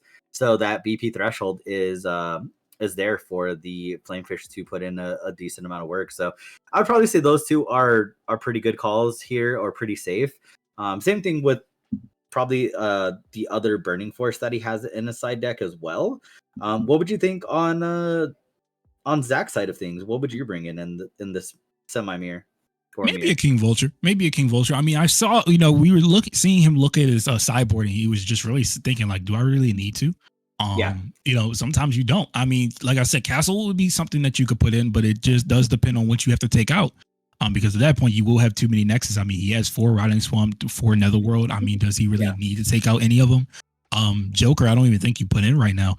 You could, but I think maybe Vulture. Maybe Vulture would be great. Okay. Maybe a Reanimate. Yep. Yeah, maybe a Reanimate. Having another world hate is always good, but sometimes, I mean, we've seen both players just not care about those netherworlds. And, sometimes when you're just that high level, you just don't, you really don't. And, you got to really think about it in a really weird way of, okay, does it matter for me right now? Will they be getting too much a draw out of this, or can I stop them because I see that their hands low? If you see their hands low and they have Netherworld, you're like, hey, I'm going to kill that off immediately because I want to keep you that low point. Exactly. And so from the side, on Jacob's side of things, it does look like he brought in Harpy Nest Palace, actually. Oh. Yeah. So for those that don't know, what Harpy Nest Palace does is during your attack step at level 1 and 2, when one of your bird folk spirits is blocked, you treat the blocking spirit as level 1 during this turn. And then the level 2 is during your opponent's turn, when a core is placed into your reserve, you may exhaust this nexus to select up to 2 of your spirits, and you place any number of cores onto them from your reserve. So very interesting interaction and choice from Jacob. So we'll see how it pays off for him. Yeah, and you see Zach just starting off with Aggravel and the mascot for his deck, just giving Camelot Knight right out there. But I will see. Okay, yeah, we see him just being able to kill that right off, and at that point, he was drawing his cards. I think at this, with this point in the game with Zach, I feel like he's very comfortable. He's very comfortable with his deck, so that he knows, like, I'm pretty much aware of what you could possibly do for your own. Yeah. But it just shows, like, we got to see how Jacob really combats this. I mean, we have 23 minutes on the clock. He could really have a good drawn out game, but we do see the harpiness coming down and bringing it to 2. Now, I really would love to see how he plays around with this. Me personally, I can't right now, but like I said, these are better players than me. I will love to see how these players, how Jacob even plays with this, and you see if Zach even, has a plan for it. Does he just not care? Does he just say, you know what, I'm fine, doesn't matter to me, I'll be okay? Yeah, no, exactly. Yeah, Zach, the great thing about playing a deck for a long time or playing the mirror match is that what the other strategy or what the strategy's main goal is to do. So you can combat it in that way. And like you said, Zach has been playing purple for a long time, so he knows what the goal is for his opponent. I'm guessing that he's played purple control at some point in time, so he knows what the overall end goal is for the deck and what the threshold is of what they want to try to get to. So that's definitely a big benefit for both players here. And we do see the Harpy Nest Palace being played on Jacob's side of things. So we'll see if it does anything in this instance with the second effect being live. Yeah, this is gonna be great. I mean, honestly, like, that Beldegor, already knowing he was going to take out that Camelot Knight, I'm pretty sure that's the only reason he was just like, you know what, it's fine if Camelot Knight dies. But he is on the revenge path for Camelot Knight. Every time I've seen Camelot Knight die, that next turn is usually just ferocious as heck. And I'm really scared. I mean, look, maybe it won't be this time, but it is a very scary moment in that point. But Zach, having everything that he needs to do certain things, it will be fine, I feel like. But Jacob is going to have to really put forth a huge amount of effort to be able to kill this. And I think he will. I have no doubt in my mind that he will. I mean, he's such a great player at this point, and we've seen such great things from his record already, him even making it to top 8. But I haven't really seen him on camera, and this is going to be the first time for many people maybe to see him on camera, at least for this tournament. So, he's going to be showcasing a lot off to show, like, hey, this is why I made it, guys. This is exactly why I'm here. Yeah, and so we do see the worker Ant-Man coming down. It's definitely a great call. But this is where purple playing other cards that require the soul core are kind of odd, or just kind of a little bit off, because both spirits on Zach's side of the field need that soul core. So he's just going to pass with the worker Ant-Man refreshed, and we're going to see a Black Lance coming down on Jacob's side of things to draw a couple more cards. So neither player has been able to see depths as of yet, and once that mini game starts, it'll be very interesting to see who's able to stick it for longer and be able to keep it on the field. Yeah, we're dealing with a time right now where at this point, Zach probably has made scenarios for the soul core. Yeah. Like you said, that worker ant is just like, is sitting there, but it's a thought process with that. It's a little bit safer for Jacob. Jacob's feels looking a lot better. I mean, at this point, he only has one soul core unit, but at the end of the day, it doesn't really matter because he knows Aggravel, against Aggravel is always just going to be okay, we could both draw if one of us swings with it. But, we do have Beldegor down. Now, Beldegor's there. If Beldegor does die, let's say a 4 dies, he can be able to come back from the trash. But we will be seeing a Lamorak played on Zach's side. Now, that Lamorak bringing back Aggravel. Now, will he be using the famous Deadly Balance play again? Is the main question. Because I don't know if he could without sacrificing a unit, because I think Lamorak's for 3 for level 2. I might be wrong about that. 100% could be wrong. So it is level or 3 cores for level 2. Yep. So yeah, if he did have to do that, he would have had to take out a unit, which would have been would have been sad. But I mean, look, he passed turn. He knew what was going on, but we will see Nemesis come down. And Nemesis being down right now is going to be very, very crucial because at this point, he could either draw cards or he could just end up saying, no, I don't feel like drawing cards. I'm just going to, kill your field off. And that's be fine. That would perfectly be fine. I mean, he's going to kill Agavel. Agavel's going to already draw him a card anyway. But he will be removing the core off of Lamorak to be able to get it off the board in general. And I think he drew off of that as well. So yeah, he's he drew off that Agavel. So he is, in a pretty good position. Doesn't matter for him right now. But Nemesis swing in, him getting that early advantage is crucial for him to be able to take this game away from Zach. Yeah, Jacob playing that Nemesis has definitely swung the tempo back in his favor. So we'll see how Zach is able to respond here. He does just core up on the Aglavale to be able to bring it to level 2.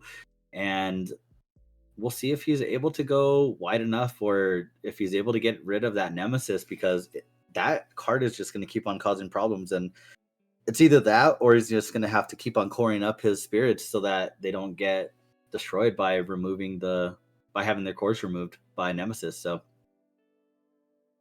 Nemesis, yeah, it's fun to see. Yeah, Camelot Knight just coming down again. Zach's avatar again coming back. So we'll see if it's able to put it in any work right here. Yeah, this is gonna be fun to see. I mean, honestly, this is gonna be a little weird. I mean, the situation, just on Zach's end, but I mean, he does have a good hand, at least from what I see. So it's not like he has no options to do anything. But we do see a Maduke in Jacob's hand as well, with 2 core drain and a core theft too. At this point, and a vulture. Actually, is that a vulture? I think that was a vulture. I do see Imp as well. I just saw a flash of Imp, but we will be using that core drain on the Agavale. Definitely using both. There's a Mordred too. So yeah. This Aglavale is 100% getting destroyed right now without that soul core. So no net positive for Zach there on the Aglavale being destroyed by the Mordred removing the cores. And then he's gonna level up the Nemesis to put it at level 2. So we'll see. Yeah, this is just going kind of downhill for Zach at the moment. At least how it looks based on the field anyways. And I'm loving it because Jacob is just showing us why he deserves to be in this top 4 spot right now. He's showing us why he was able to win in that last game for himself. So at this point, he's just going to say, you know what? This is what my deck can do. This is how my deck can shine. I'm going to be putting Zach at a weird position. But we will see Zach flip up the reanimate. Oh my gosh, a reanimate being something that we haven't really seen a lot of. And that's good. I mean, at this point, he's taking down the 3 cards off the top of the deck. I believe he's just trying to see what card he wants to add back to his hand. And I think he did the Mordred. Gotta see that hand again to just make sure. But I think, yeah, he was seeing that Mordred. But, yep. And then summoning back the Lamorak. Now, granted, that is the Lamorak that he did discard from the reanimate. Being able to do that, that's great. I mean, honestly, for your turn, not even for your turn, for your opponent's turn, that's something that you really want to do. Reanimate being something that is a new card from the set as well, guys. So it's something that, I'm very, very happy to see. Very happy to see. It does feel bad. It does feel bad having to toss that ice shield out, but I think Zach can make it through, but I do know that Jacob is putting such a great display of force and just being able to play everything needed to be able to win this game out. I mean, right now, Jacob is sitting at 3 life, but he is sitting pretty at 3 life. He does not have to worry at 3 life. He doesn't have to go through anything of, any detrimental moments right now. He's like, yeah, I'm safe. Everything that I do will be calculated and really thought out, that I won't give up the tempo that I have right now. But he is safe right now. He is in a safe position. Yeah, he is. He's still at high enough life. He'd have doesn't really have to worry too much. The Mordred is going to get rid of the Worker Ant-Man because of the effect to remove a core if he does decide. Oh well, there. I mean, there we go. There's a core theft. I spoke too soon, but Worker Ant-Man does go down to the core theft anyways. So it's just Lamorak and Camelot Knight holding it down for Zach's side of the field. But we're not at lethal yet. The game is still going. So let's see what Jacob ends up destroying. So he ends up destroying the Nemesis, and removing. So he destroyed so he removed the cores off the Camelot Knight and then destroyed the Lamorak with the effect of Nemesis when it's destroyed. So getting rid of Zach's entire field, Jacob is in a great position at the moment. Yeah, and you see him swinging in right now. The swings are going to be very, very great for him. I mean, like I said, his hand is, putting him in a position where he's fine. He knows he's fine. He's comfortable at this position right now, and he knows that I will be doing okay. Now, Zach, he has cards in hand to play out. He will be killing out that Beldegor with the other Beldegor, so we're going to have a little bit of friendly fire. But we are going to put that board presence back up, and we see he has a full open field. So maybe he might be trying to crack that ice shield. We don't know. He might just say, you know what, pass turn, I'll be fine right now. But with Zach's hand, being as low as it is, he does have aggravated draw, but he will be just swinging in with Beldegor and then the Camelot Knight, trying to see, okay, I'm going to make sure you crack that ice shield before I do. Yep. And going away right now, we are going to be going into Jacob's turn. Now, for Jacob's turn, what would you be trying to do after, getting that ice shield out of there? And I don't think you have another one in hand. I mean, you have to try to reestablish your board here. Otherwise, you just lose the next turn.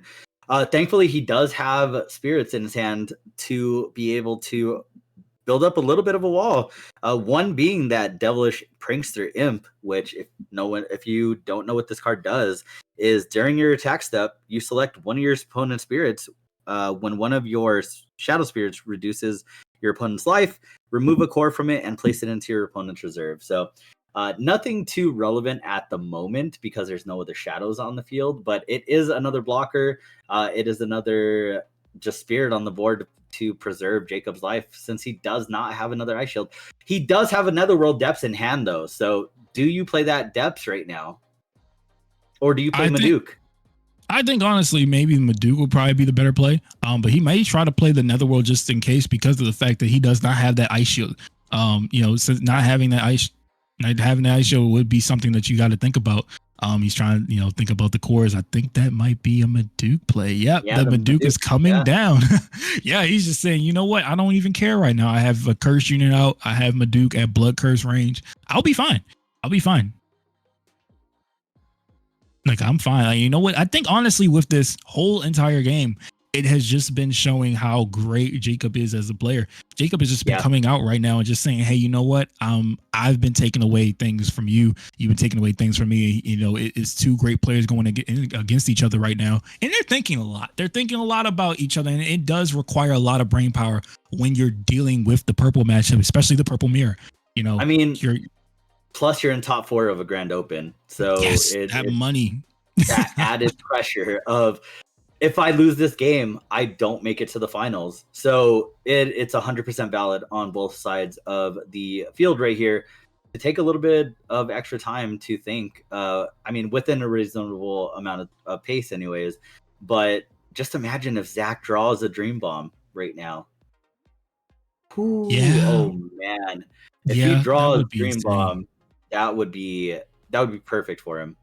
I think he's just going to be swinging in with the curse unit, trying to get that blood curse ability probably activated for his side. But Dream Bomb is coming down to get Maduke back to hand. He's saying nope. I spoke way too soon. Dream Bomb was already in his hand. Yeah, he is not dealing with that right now, and that's crazy to see. That was one of 2 cards that Zach even had. So now you're in a position where your field is tapped.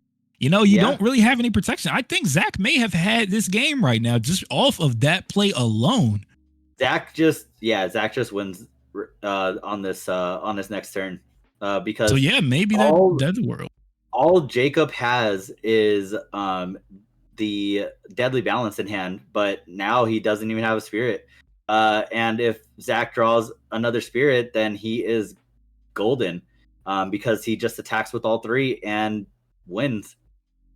Yeah, you know, Jacob probably should have been the one to play that Netherworld down just to be a little bit safer, but he probably was going out for it. He was like, you know what? Yeah. Oh, wait a minute. Does Zach have a unit? Oh, I don't think he does. He's just coring up both of his spirits.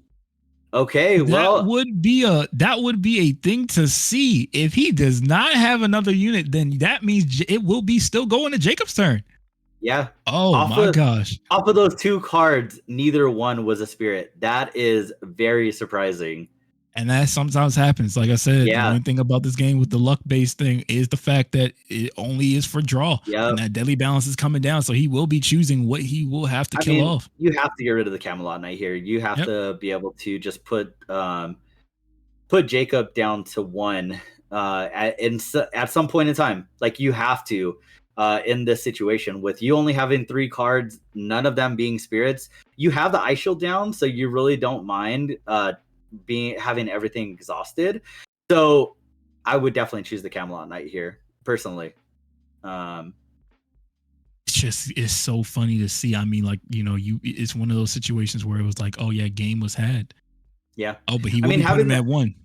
Having the Beldegor in trash is fine as well, but I don't know. I would just rather. Oh, I guess having the curse unit is great too. I think honestly he did it because, you know, he didn't want to run into another one.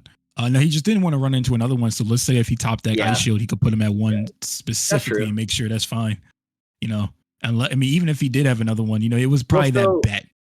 Yeah, well, I mean, so my thinking on why I would get rid of the Camelot Knight is, I mean, you could just take the Soul Core off of it to make sure that it doesn't have curse, but because we know Maduka is in Jacob's hand, and that Netherworld Depths still is not being played, so very interesting. What would be funny to see is I think maybe he needs one more. He could swing under. He can swing and under. then Zach plays his Netherworld Depths. So, there's a core theft. Okay. Okay. We don't have enough to be able to get the Maduka off the board. However, Maduka will be blocking. And when Maduka blocks, Camelot Knight will be dead, but that Netherworld top deck, we will need to see what happens with that for sure. Yeah. Because he could just imagine, you know, Leaf Wolf being drawn off of the deck. If the one of Leaf Wolf, if it is, I might have to update the glasses a little bit sooner than I thought. That would be insane. Now we are passing turn because at this point, you know, there's no point in not doing it. But I think he has an Aglavale. Yeah, so we will see the Aglavale being played and then the Depths being played because there's absolutely no reason not to play it here for 4. Or for 3, actually. Yeah, for 3. Another world down as well. So, you know, he could draw something that could save him. At this point, it just seems like at first it looked like Zach had game. But you know what? Jacob could stabilize off of this. Burning Force for the Netherworld. Great choice. Great choice. Yeah, we're in a position where the Thorn Prison. Okay. And the other Camelot Knight, the mascot has dropped. And we will be ending the game. Oh my gosh. Zach is caking this win with the mascot himself, Camelot Knight. I mean, honestly, this was a great game. This was a great game. That was a great game. With 2 Camelot Knight finishing the game here, Zach takes it going into the finals of Tulsa Grand Open. Oh man, that Thorn Prison was such a great top deck right there.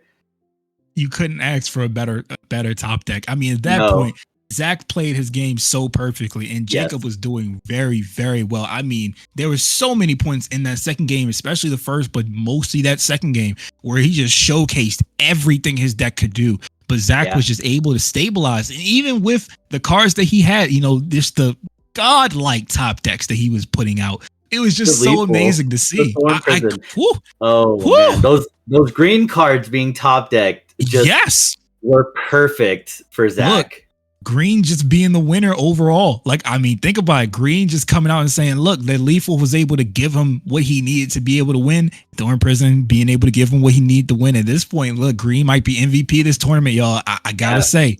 Now, this is going to be crazy because Zach is going into the final match. He is going into the final match to see who will become champion. Right now, do we even know who won of the other game yet? That I'm not sure of. Let me take a look real quick. I don't believe. Let me see. Yeah, we don't know yet. So we're still waiting on the other match to finish. It is an Axe Spider Mirror, so it's probably going to take a little bit longer. But it's going to be very exciting to see which Axe Spider player is in the finals, either Kai or Caleb. So I'm 100% looking forward to this. I'm looking forward to seeing Zach playing in the finals with his Purple Temple deck. We'll see if Camelot Knight is going to be able to put in more work. But any final thoughts before we go to a quick break before the finals? As always, DMV's up. But at this point, I am very excited. I mean, honestly, we can only hope to see things like this where it's not the Axe Spider Mirror in the finals, but right now we are seeing like a really, really crucial match, because not only will it be if Zach becomes our new champion, this will be to see if Axe Spider is dethroned as a deck, the best deck of this Grand Open. And this is going to be crazy. This is going to be crazy to see, and I'm very hyped. I can't wait. And you know what? We are going to be excited for next round, because this is going to be it, guys. This is the last round of the day, and I'm very happy with this. Battle Spirit Saga coming out strong, guys. Yeah, the hype is real. Stick around, and we will be back as soon as the other match finishes and we have the other finalists. So definitely stay by, and we'll be back soon.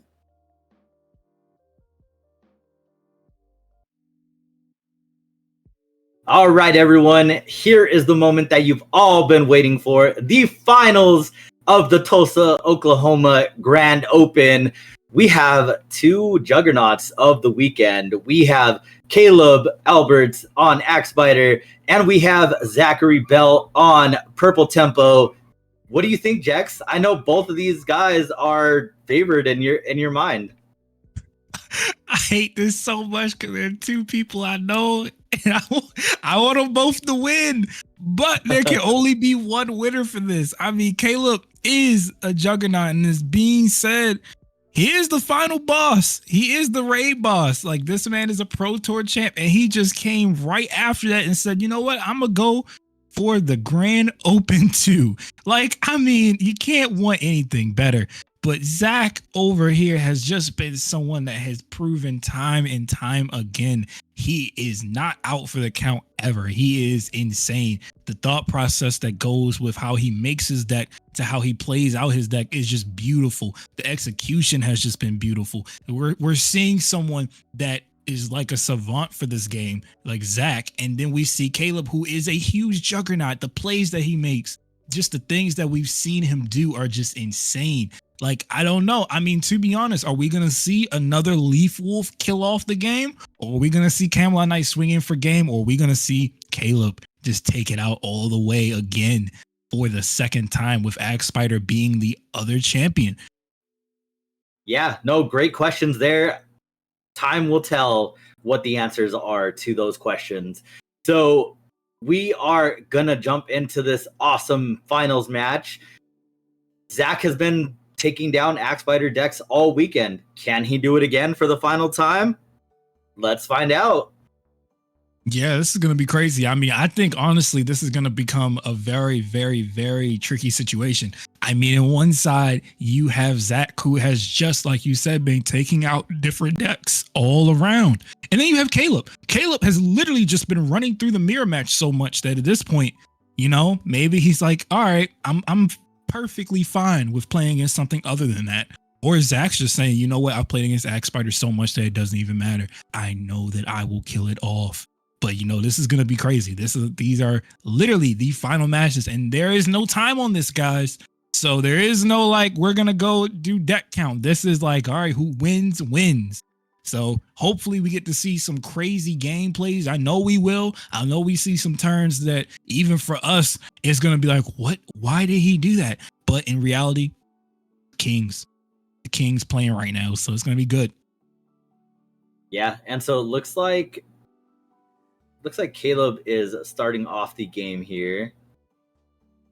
Yeah. Snowbit. Yeah, strong start as always. Snowbit is a great call to start it. And a Rocket City. We've seen this play from him so many times. Like, it's just like clockwork at this point. Let's see if Zach returns with his own Camelot Knight signature play. That would be funny to see. I mean, this is just awesome. I am excited right now. We're thinking about like looking at Caleb, and we know that he, has a game plan for purple. He's seen the deck list. He knows what he wants to do against this. But Zach also does as well. It's like Zach has, really tried to really think about Axe Spider. He doesn't ignore it. I don't think anybody that's made in the top 8 has ignored Axe and thought, like, I don't have to worry about it too much. They know they're going to have to fight it. And we see Worker Ant coming down, being able to get Zach that core right off of that attack. Now, Caleb pretty much will probably take that damage, or, I think that's probably the only chance he has. Yeah, just taking that damage out. Going to his own turn. Now, at this point, he did gain a core off of that. This is going to be crazy. I mean, I'm hyped. But Axe Spider coming down. Spider. Enemy number one is coming down on the board right now. There you go. What do you think? It's the bandless classes going to come to fruition. Oh no. Like they said in chat, are you predicting something, Jex? Is that what you're trying to do over there with those glasses? Nope. These glasses I gotta showcase the mini game right now. I gotta show you. Showcase the mini game. It's the best mini game I've had to play in a long time. But this time right now, this game, I don't even think we're gonna see much of the mini game. We may, and it would be cool, to see that, that back and forth probably with the Netherworlds. But we're playing as two players that we've seen really not care about the Netherworlds. We've seen them leave a Netherworld on board and just say, you know what, I'm just going to do what I need to do, and just try their hardest to play. Now we do see Zach with a Netherworld Maduke, having the Lamorak down. He is going to put down Agavale too.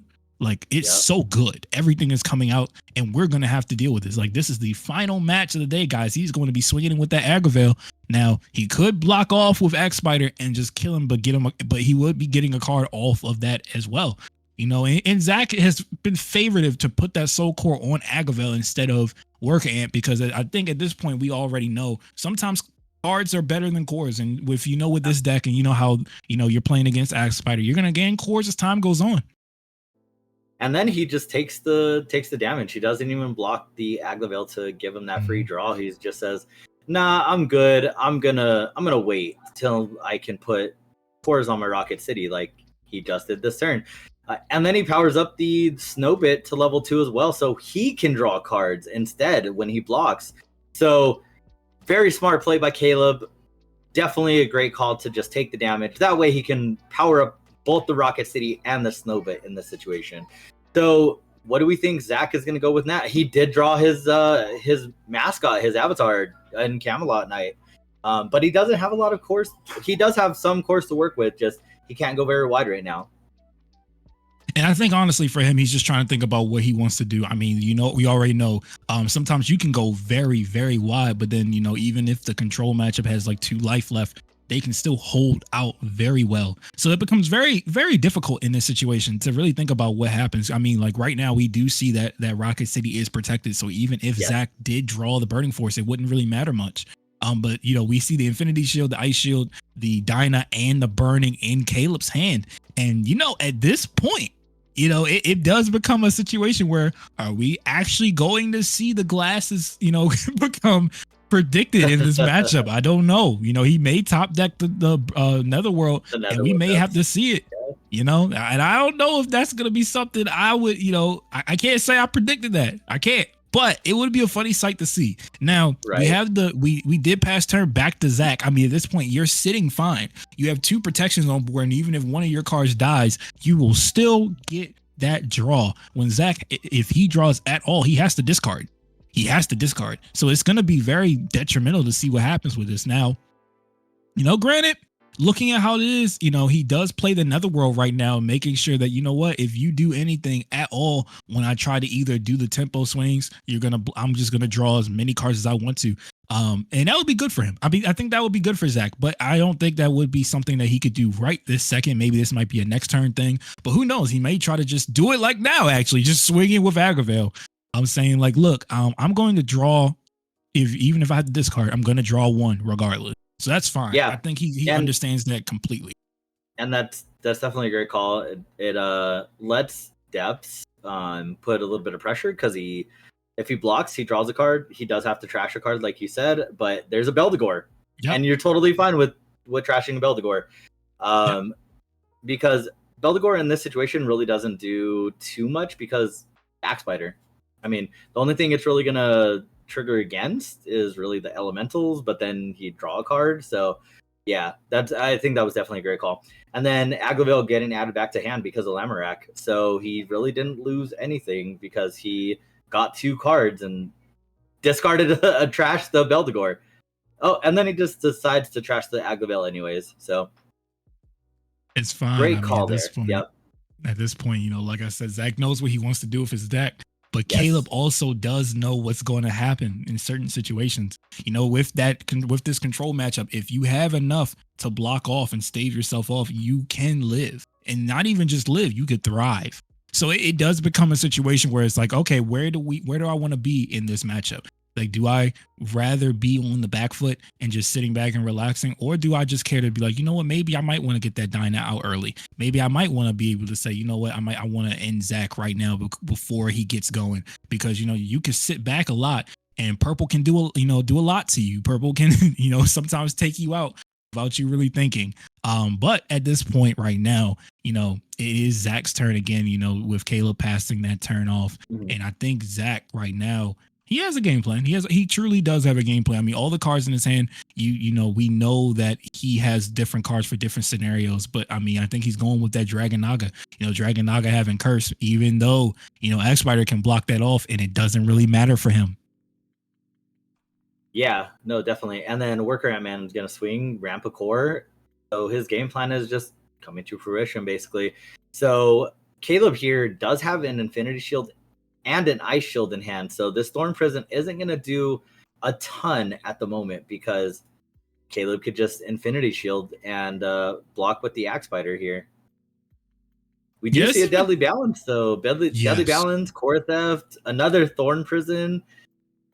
What else? A Camelot Knight, Maduke. Yeah, but the Camelot Knight does see the trash because of Netherworld Depths being drawing a card, and then Rocket City causing the discard to happen there. Yeah, this is becoming a very, very crazy situation. I mean, look at this. Caleb is just sitting there really calm. He's at that 3 life. I don't think he wants to go lower, because, I mean, at this point right now, he can, have a choice later on to be like, you know what, I'm going to give up that life later on during the game where you think like, oh, this swing will matter. And I have to like kill off a card, and that's good. I mean, that's fine with Caleb. Caleb has shown us that he really knows what he wants to be at, and he can sit there comfortably. Sometimes there have been opponents. A lot of opponents have put him to a different position, put him into a position where it was really bad. It felt really, really bad. But overall, it doesn't matter. And for the funny thing is, for both of these players, what we always say about being on camera, that nervousness of being on camera is real. But, for these players, I don't even think it's nervousness of being on camera right now, because these players have already shown they don't care. Like, it doesn't matter to them. But the only thing that may be the nervousness is this is the final match for that $7,000. This is going to cement where they're at in this tournament. They always say, second place is still amazing, but the winners shine the most sometimes, and they want to get to that spot where they are cemented in Battle Spirit's history. And I think these players are the 2 players to be able to do that. And will it be Caleb? Will he claim his second title of the last month? Because the Pro Tour was so recent. Will it be him, or will we see a new champion in Zach Bell? Time will tell. But we do see a burst card being set for Caleb. and play going back over to Zach with that. So are you surprised that Caleb hasn't Burning Force the depths yet? No, and I'm not honestly, I'm not surprised because a lot in this top, matches, we've seen it. We've seen people just sit there with depths on board and say, you know what, I'm not going to do anything for it. I don't really care to do it. Maybe he's trying to use it for other things. But you know what? Right now, that Maduke is coming down, and I think that is going to be a little more detrimental to him. Now, Caleb being at that 3 life, and Zach having that Maduke, Maduke is really one of the only ways that you could really get past the wall sometimes that is put forth from actually. Yep. Yeah. It hurts. It hurts so much, and it really does well. But Maduke is like that only real way to do it. Now, with the Axpire deck, you do have to deal with Dream Bombs and things of that nature. But at the end of the day, sometimes it doesn't really matter. Sometimes you're just like, okay, I'll be fine. I'll be okay. So it will be interesting to see. But I do know for that Netherworld, I don't think he really cares right now. Now, he may do it next turn, but sometimes it's really better to do it when your opponent's hand is low. Now, I don't know. I don't know how this will go, but this is fun. And that's definitely one of the things about the Axe Spider deck playing against purple with Maduke is the fact that Maduke at level 3 does give everything Blood Curse. And you could say, okay, all right, well, you could block with Axe Spider all day.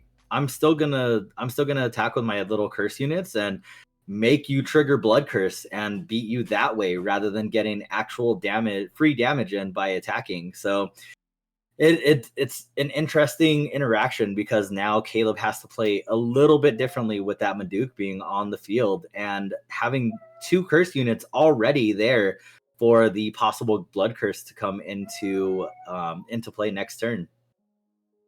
Yeah, this is going to be very fun to see. I mean, honestly, like Caleb is really thinking about what card to play. Now I'm looking at that cost and I'm thinking, what could it be? And it's going to be Burning Force. He is going to kill the units off instead of the Netherworlds. Now, granted, I'm telling you guys now, sometimes in most plays, you will see players just go straight for the Netherworld, but sometimes you really got to think. Sometimes it takes a lot to think about what you want to do with that Burning Force, because Burning Force is going to be able to take out units for him. Now, granted, a lot of players will probably think, oh, why didn't I just take out Netherworlds? But for Caleb, there's a plan. And a lot, if nothing else from these top tier players, they've shown that you got to be very smart about what you use Burning Force for, because sometimes it doesn't matter if you take out my Netherworlds. I really don't care. That Maduke in the hand, oh my gosh, it is such a big threat. I mean, even with Dream Bomb being in the hand as well, he does have a Burning Force of his own, but I mean, it's not going to be anything he could use it against. Zach probably will be using it against if Caleb tries to combat his Netherworld with another Netherworld of his own.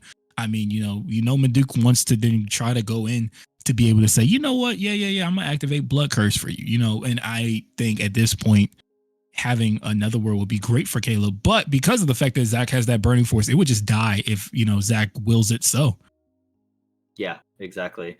So let's see how Zach ends up playing this with the 2 Maduke on the field. It looks like he's just gonna pass the turn and try to core up next turn and possibly put both of them at level 3, or just at least one of them at level 3. That way they have that skill live or that effect live, and hopefully he draws into another curse unit like Camelot Knight, another Aglavale, another Dragonaga Assassin, and be able to attack from there. So both of these players just biding their time at the moment and kind of just trying to control the field, trying to build up as good a board as possible. And if I was Caleb, I'd be a little bit nervous because Blood Curse is something else. That effect is just so good because not only does it take a life away from you, it lets your opponent keep their cursed units on the board refreshed. So it's such a good effect. Aegis definitely helps though. It helps bounce those little spirits back to the hand. Not at 1 core, but soon enough. The next turn, it will definitely help there. So, look, Aegis coming down is great at this point. I mean, putting Caleb back at 4, which will be great. I think it is at 4. I know it's covering it up a little bit, but I believe 4. So that's going to be great.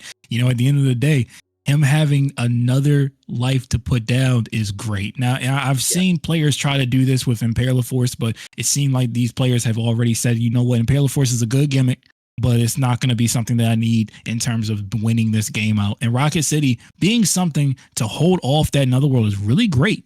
Really great to see, because at the end of the day, you know, he knows that he has it in check right now with that Rocket City being there and having it out early. He's always been able to put that Rocket City out early to assert that dominance, and him being able to protect it with Axe Spider just shows how great he is as a player. This is going to be great. I mean, honestly, I'm loving it. I'm loving seeing these players go head to head against each other.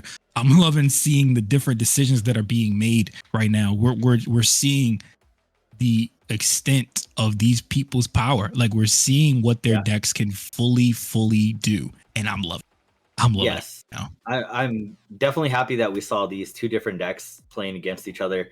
As much as I love control decks, like we've been talking about over the weekend, the control mirror is not very exciting, but this match is great so far. We're only barely into the game one, and we do see a Burning Force coming down to get rid of those elementals. Great play on Zach's side. Great choice. Madukes still have the Blood Curse ability, so they can attack through. There's a Thorn Prison, a Core Theft, Dream Bomb, Ice Shield, and a Deadly Balance still in Zach's hand.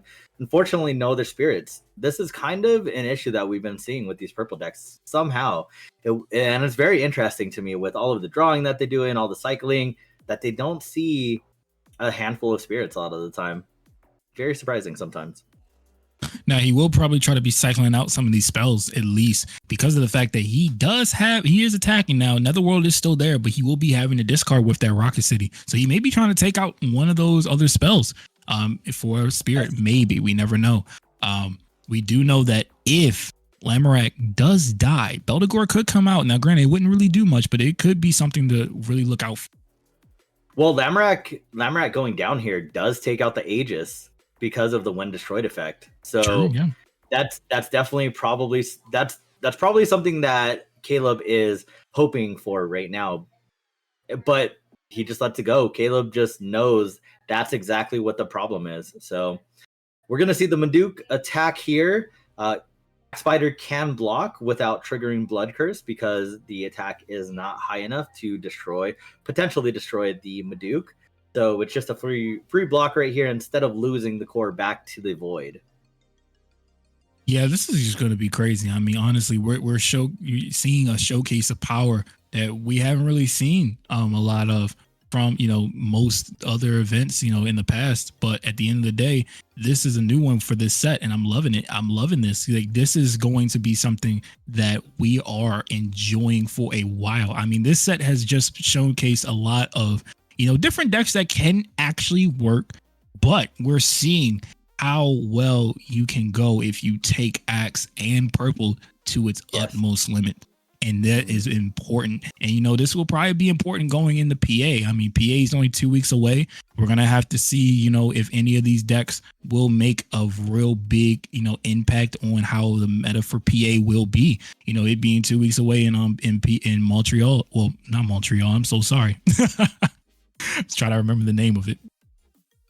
All right. And there was a suppression play there. It's a real big thought going on right now. I mean, at this point, we're just thinking back and forth of like, what can we really do? Oh, wow. There is a Curse Dragon right there. So Curse Dragon will be bypassing. It will be bypassing a lot on the field. And it depends on what happens here. I mean, Axe, you know, is still going to be at 3 anyway. But, you know, we could shut off that second ability just off of the Curse Dragon alone. But we probably will wait it out to use it at the right timing. I don't know, because of this, at least actually be seeing the Curse Dragon. You know, he doesn't have what was it called, Basculus in his main. But at the end of the day, he could add that in later. I mean, he could add it in and take it out. I feel like, you know, putting it in for the, you know, control matchup isn't a bad idea, but I want to see how this goes. This is a very interesting part right here. Yeah, so right here, if he had another Aegis, he would probably be slamming it down immediately to gain back that life. So I don't believe he has another Aegis in hand. If he had a Namangard, he would probably play it just as quickly, because that is a decent blocker, but also with the Blood Curse being only at 6,000, Namengard might not be the best play because of that. So yeah, it's a very very iffy thing right now for Caleb because of those two Blood Curse spirits being on board. There's the Aegis. Another So Aegis. I spoke too soon. Yeah, so I thought he would play it a lot more quickly to gain back that life and be able to bounce back the Lamorak. But having, you know, Aegis back, I mean, that is one of two. But it is actually the second one, actually. So that would be, this is great. This is honestly great. I mean, at this point, he's gaining back life. So he's getting free cores when you try to attack him. And that is pivotal for purple. I mean, not purple, for actually Axe Spike. So it is going to be crazy. I know he's putting the elemental down. That elemental will be here to draw him a card if need be. And you know, it's just gonna stay. It's gonna stay for a while until he decides to, you know, it's already run its course. You know, you could go away for a little bit. I don't need you anymore, buddy. You know, I'm sorry to just throw you away like hot trash, but Elemental's life is on the die. Activate that Andy meme right there. Mm-hmm. I don't want to play with you anymore. The Elemental's whole own purpose is just to die, and that's sad to say, but it is just to go away.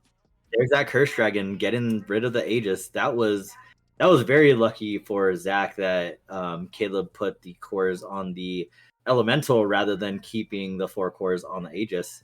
To be honest, because now Lamorak gets to stay on the field without having to replay it, and he has another big body on the board in the way of the Curse Dragon. So let's see how Caleb responds to this.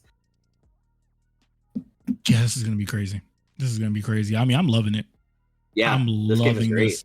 I'm loving this. I mean, honestly, you know, as a player myself, I'm looking at these players and I'm like, okay, I know I would have the utmost trouble playing against them, probably outright lose to them. And I'm thinking to myself, okay, now if I'm in their shoes, what would I do? But you know, honestly, you can't really tell. Can't really tell sometimes. I mean, you know, for Zach, you know, he has a different mindset than most people, and that's what's won him his games, and so has been for Caleb. You know, there's been things Caleb has done in certain games where people have just been like, why would you even, why was that a thing? Why would you even go that route? But it shows how well he knows his deck and showcases the level of power that he brings to this game. He knows what he wants to do. He knows what he wants to do against his opponent's decks. Most of the time, he's just like, you know what? I know I can really kill you off by doing this. And he executes it very perfectly. So seamlessly, honestly. So this is great. This is great to see. And I think it's pretty funny, to be honest. We just saw a shot of Caleb's hand, and he did have Namengard in there as well. So he had Namengard and Aegis, like kind of like what I was saying. Like if he had the Aegis or the Namengard, I would definitely think he would play it a little bit more quickly. But yeah, keeping the Namengard in hand was definitely the right call. He does also have Infinity Shield, Ice Shield, and Dyna, as well as a Namengard. So those are the 4 cards in his hand currently. He is kind of in a bad way at the moment because now he is going to lose at least 1 life and probably trigger the Ice Shield. No Ice Shield trigger. He just loses that life to the Void because of Maduke's level 1 ability. Yeah, and you know what though? I will say, like, you know, looking at how this is, it's very funny how easily Rocket City is just able to make Netherworld just really just sit there and be like, you know what? I mean, it's there. I mean, even though you are cycling through your deck and you're seeing different things and you have to ditch one, it isn't giving the threat that the maximum threat that Netherworld is. It's not, Netherworld's not going unchecked. And he is protecting it as best as possible. I mean, he has that soul core on. He's making sure that those cores that are on, you know, Axe and Rocket are used to utmost. But actually, right now, he's taking it off. I think he's just probably seeing what max he can have right now. To put more units out and be able to put things off the board. Maybe he's trying to get that Namengard out. Make one turn where Rocket City is just, you know, susceptible. And even though, you know, dealing with this, it would leave next turn for Zach to be able to do, you know, swing in and do some really crazy things. It is fine. I think it's fine right now. But, you know, with Namengard, he's getting all those cores back as well. So the only issue with Namengard being on the field now is that it's at 7,000. So it is bigger than both of the Madukes. So Blood Curse would trigger if he decided to block the Maduke with Namagard. So he's most likely going to block the Madukes. Yeah. So he's most likely just going to block the Madukes with the Axe Biters instead. Mm-hmm. That way he doesn't trigger Blood Curse. So, yeah, Caleb is just in a very precarious situation now. And he's kind of just saying, you know, if you have it, you have it. All right, so we're going to see a block with the Curse Dragon on the Axe Biter. That way Zach doesn't go down any lower at the moment. So draws a couple cards. Let's see if he attacks through because he has that Infinity Shield in hand. I mean, honestly, at this point, it's fine. I mean, like, I think for Caleb, he's sitting there. And I know he was thinking about if he wanted to put the 4 cores onto Namagard so he could be able to refresh those units. But he did take it off of the Rocket City. And I'm glad he did because I know that would have made Zach on his turn just be able to swing out unchecked and be able to just get those draws off the blocks. And, you know, we've been seeing Zach's hand stay at a good position, you know, at a good spot.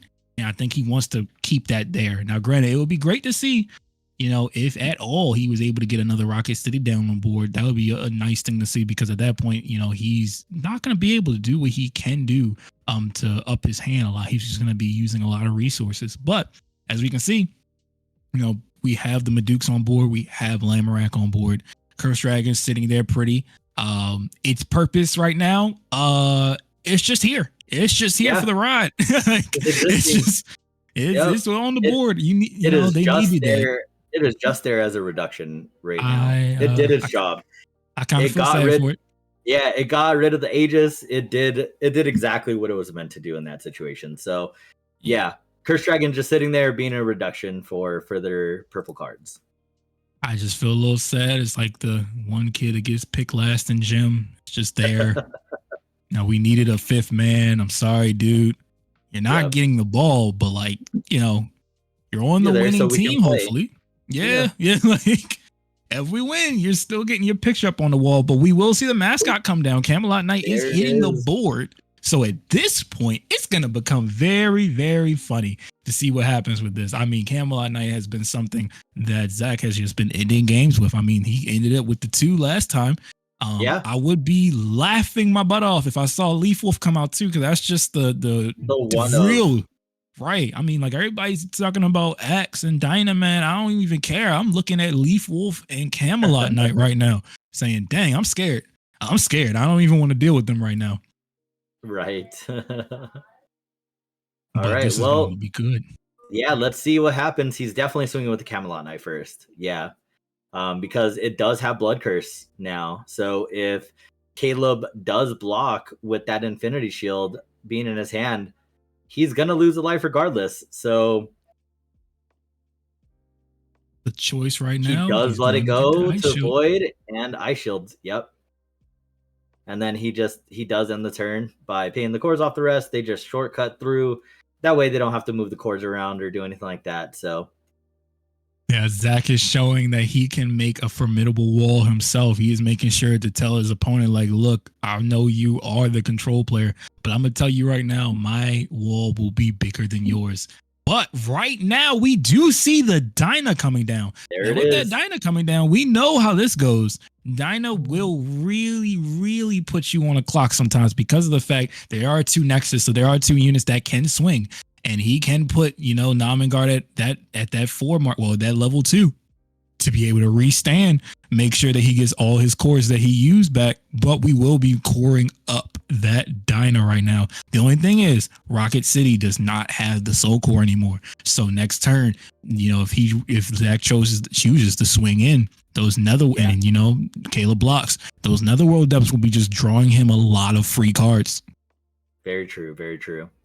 So yeah, Caleb is just kind of in a less than ideal situation. He just has to kind of go for it at the moment. Letting Zach draw a few cards or a couple cards in this situation, but Blood Curse is definitely an issue with the Maduke still, and with the Camelot Knight being on the board next turn.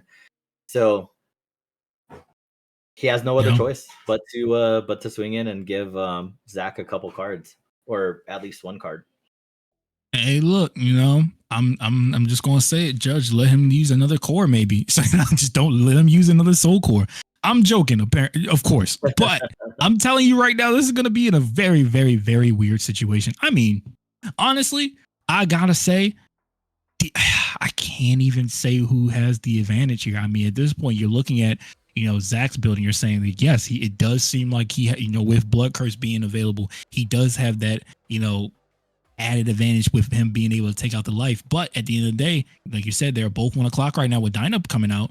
But we will say that Netherworld is just gaining cards. So at this point, maybe I might be wrong. I think honestly, we could just say Zach is in the favor right now. I mean, to be honest, having Blood Curse able to be out like that and Rocket City not checking the Netherworld depths, it's just making it hard. Yeah, now, I want to see how this goes. I think this is calling for a game 2. To be 100% honest. Yeah, there's the Dream Bomb. There's the Dream Bomb on the Namengard. Yep. This is it. I think this is it. Honestly, I think like next turn, he has to try to figure out something. If that is an Ice Shield, he has to try to figure out what he's going to do. But I think Zach has it in the bag. Like I said, Zach has played against Control for so much that, he may be able to take out the raid boss. Yeah.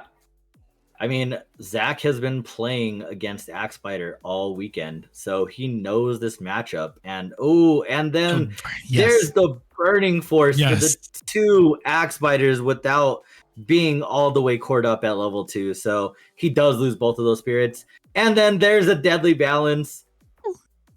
Masterfully. He cleared Caleb's side of the field. Zach is in a great spot right now. So that I don't know if that Ice Shield is gonna do anything in this situation. I can't even understand sometimes just the amount of ferocity that Zachary is able to put out. I mean, look at it. Like he's able to just say, you know what, I'm good. I'm good to go. Yeah. I don't have to worry about it. Like he's been able to see, with all his games that we've seen, how he's able to control the field off. He's able to kill the field off very efficiently. We've seen him do it so many different times that it really matters. And I mean, look, he's going to be drawing his cards off. He is free to do whatever he wants right now. And really just sit back. He knows what, he wants to do. He wants to draw these cards. He has enough cores to do whatever he needs to do.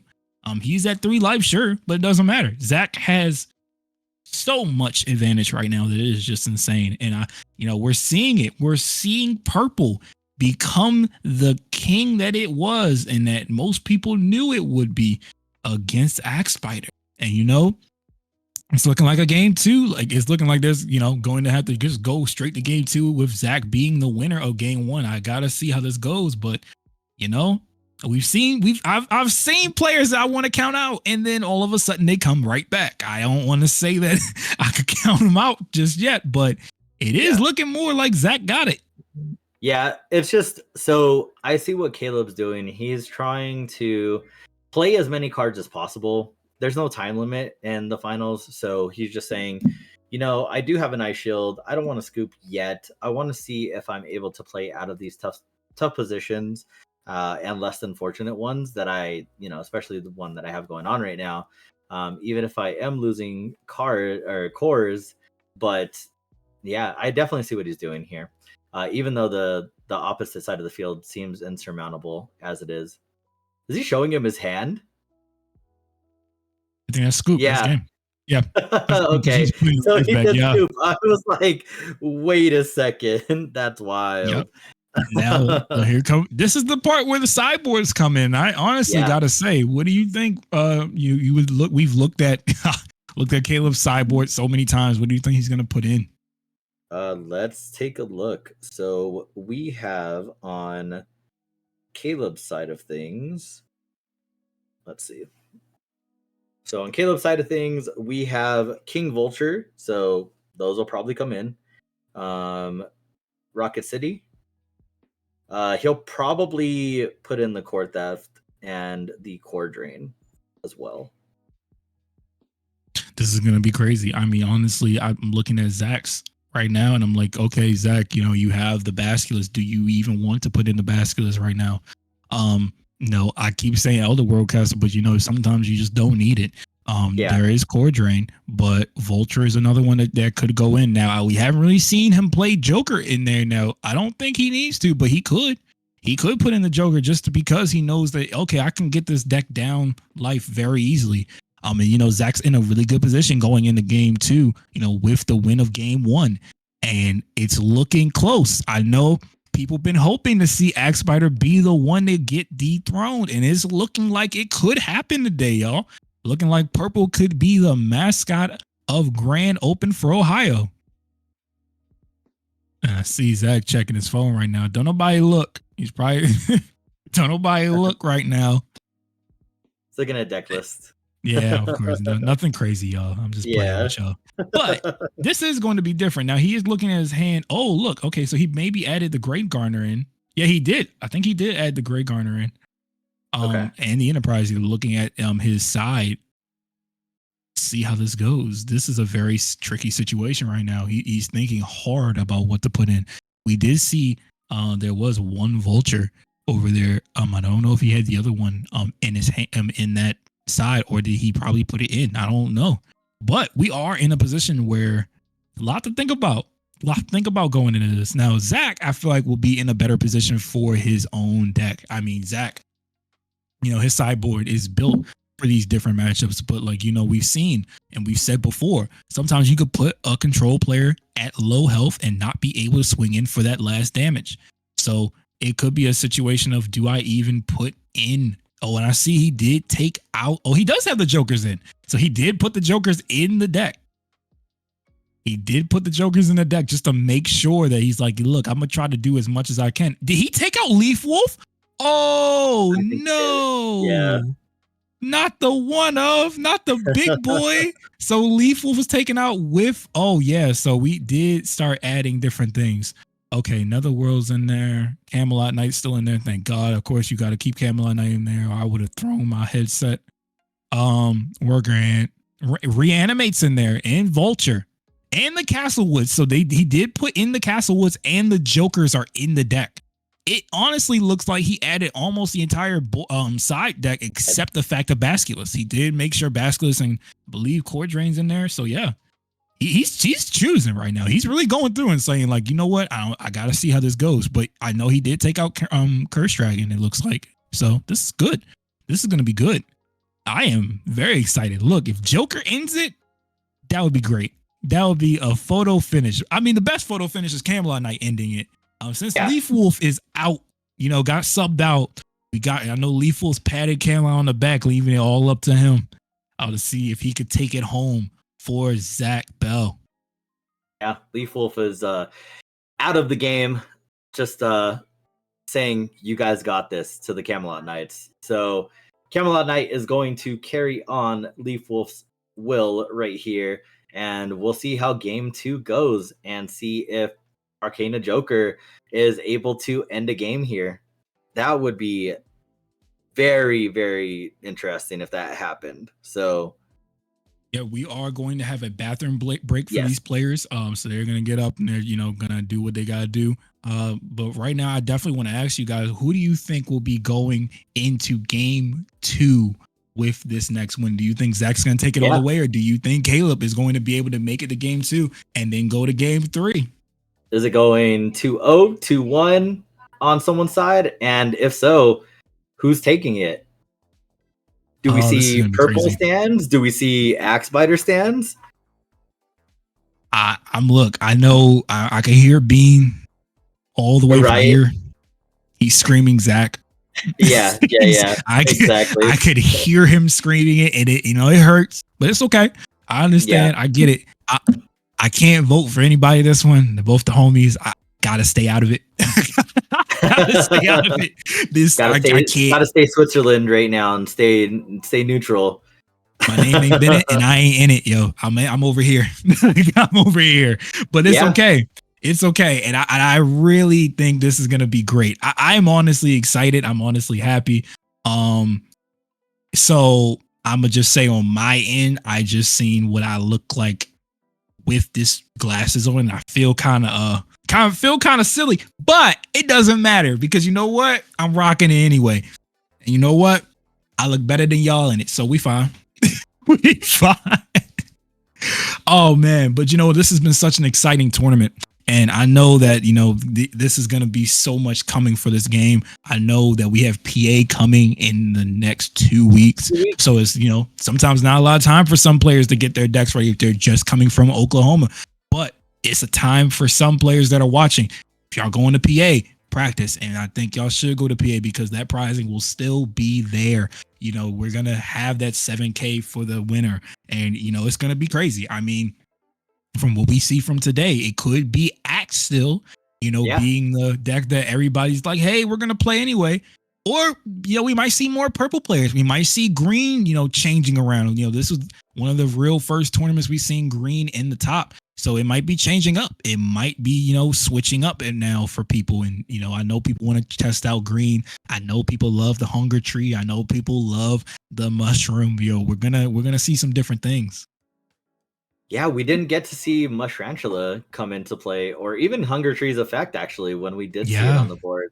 So maybe we'll see it in Monroeville. So hopefully we see everyone in Monroeville, PA on September 9th and 10th.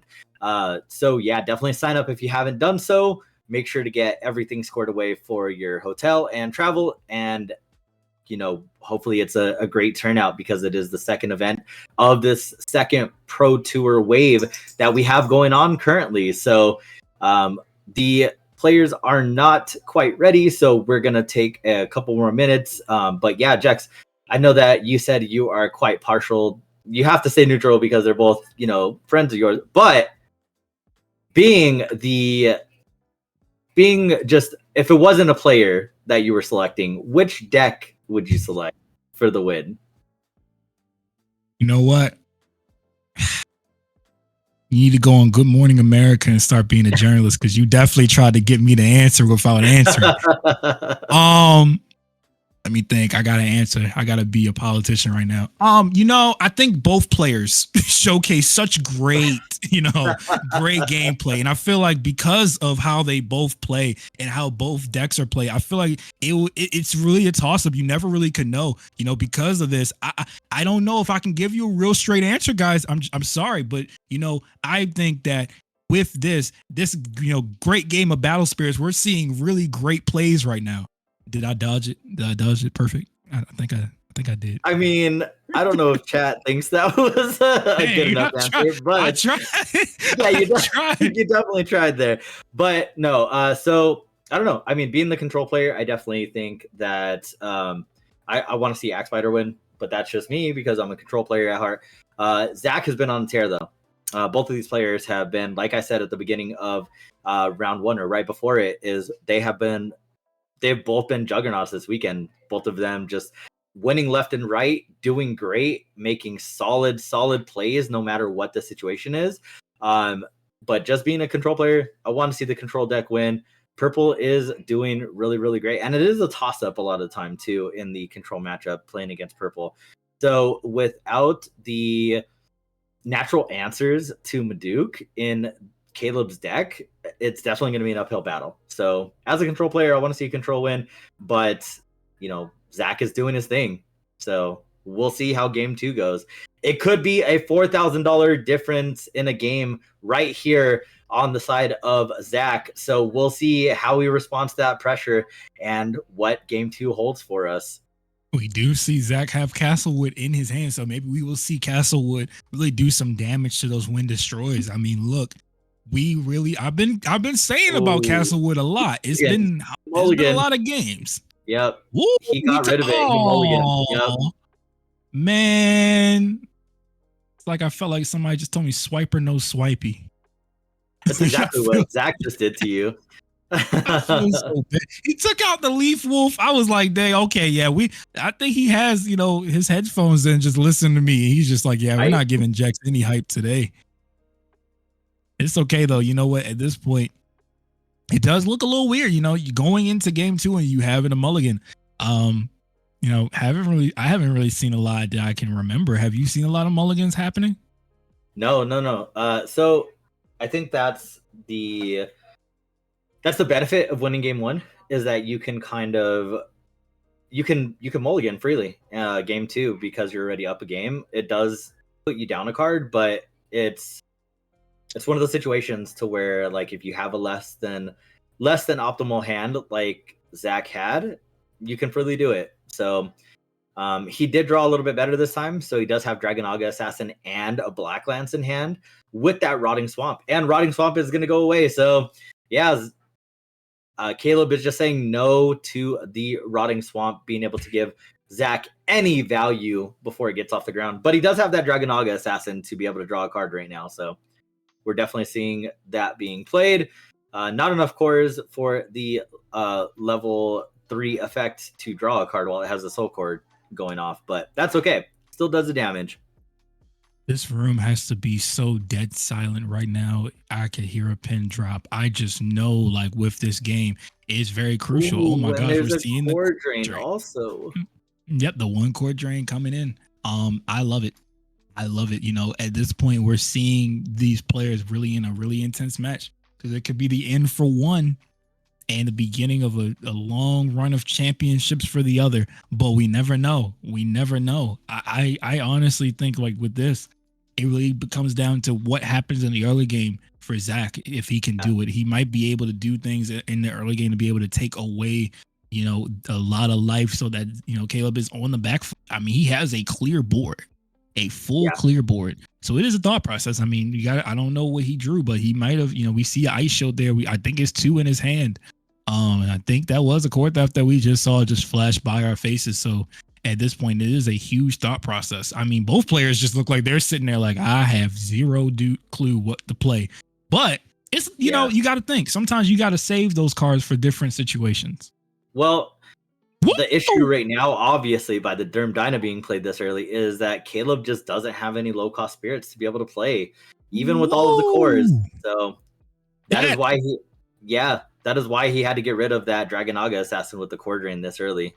Hey, look, Dyna best boy, always love to see it. Always gotta love to see it. But I never expected it to come out that early. I'm not gonna lie. But that Dream Bomb. Man. Yeah, both players are in a very weird position. I think, honestly, Caleb has a little more draw. I mean, a little more hand than you know, Zach, of course, just off naturally because of the mulligan in general. But at the end of the day, you know, it looks like both players are sitting there thinking, like, all right, what do I do? What do I really have to do? I like, it is such a weird position. I don't know if any of them drew. Actually, we are seeing Namengard come out, which honestly, that's good. That's a still really good point. I mean, at this point, with Namengard coming out, maybe he will put down, you know, another unit, be able to just say, I'm gonna get these free swings in. Now, he did Dream Bomb Dyna. Camelot Knight. Yeah, Camelot Knight being a low cost to be able to play. I mean, honestly, it feels bad. He does have a Black Lance in hand, though, too. So we'll probably see the Black Lance coming into play here, drawing 2 cards. Camelot Knight coming out. I mean, it could be. Yeah. Oh, no. Camelot Knight just saying bye. Like, we're just making sure that the mascot comes out instead. Making sure that we're saying, hey, listen, I know you got a big elephant, but I can still take you down. But even though Namengard really does like to be taken down regardless, it doesn't matter. It's just like, hey, listen, you take me down, I'm going to help my friend over here get some cards and some cores. So I'll be all right regardless. The last gift given by Namengard. That is the best thing to see. Now, oh my gosh. At this point, I really think that if this was animated in any way, shape, or form, this would be the funniest sight to see. Just the Camelot Knight being the lone warrior to hold off this entire huge behemoth. It is his mascot, so it just being out there alone definitely makes sense. Yeah, it's a thought. It's a huge thought. I mean, to be honest, I love it. I love it. Now, granted, you know, I know we got some good animators somewhere watching this, so y'all might have to get to it. We might have to start, you know, going at it for this. This would be a great thing to make a little mini intro for it. I don't care if it's stick figures. Try to do it.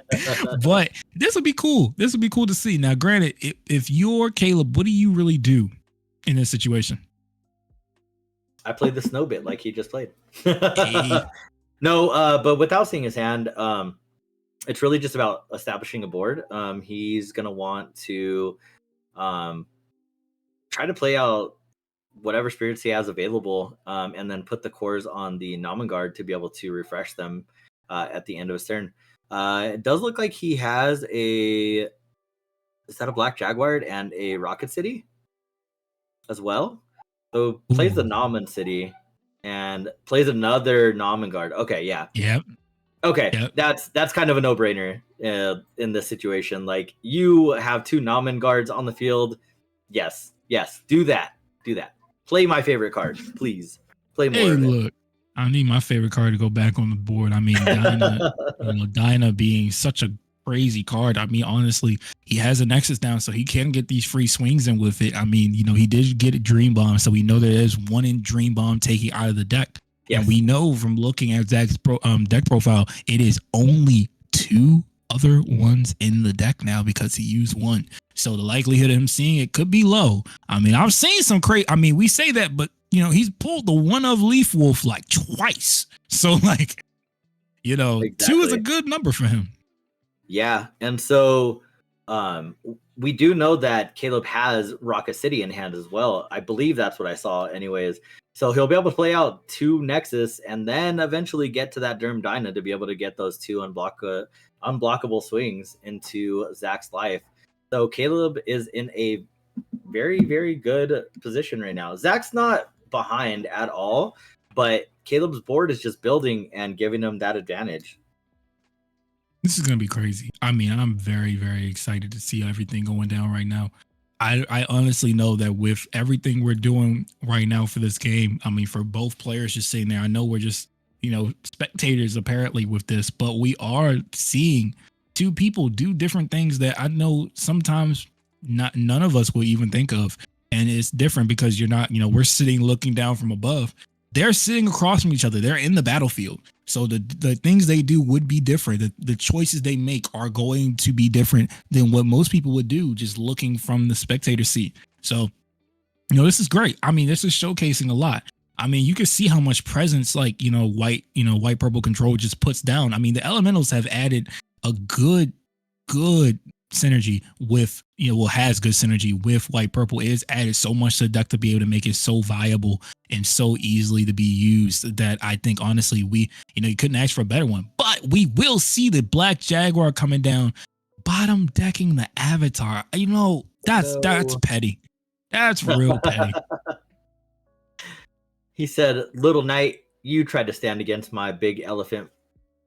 I'm gonna get rid of you." This just won't stand.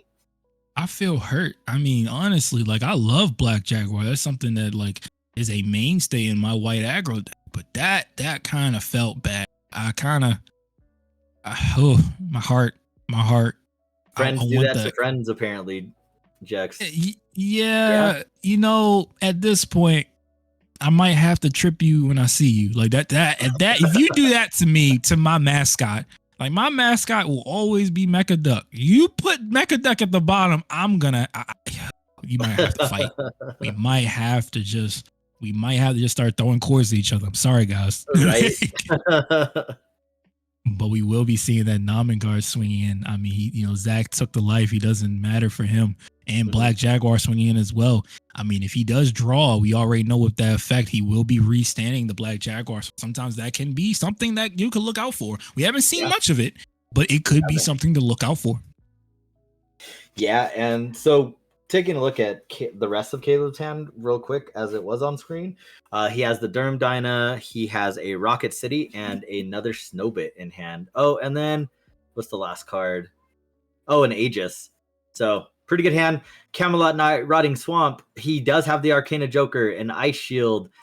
He has a lot of cards in hand to be able to sustain this game. So Zach is not down and out yet, even though it looks like Caleb's board is kind of insurmountable at the moment.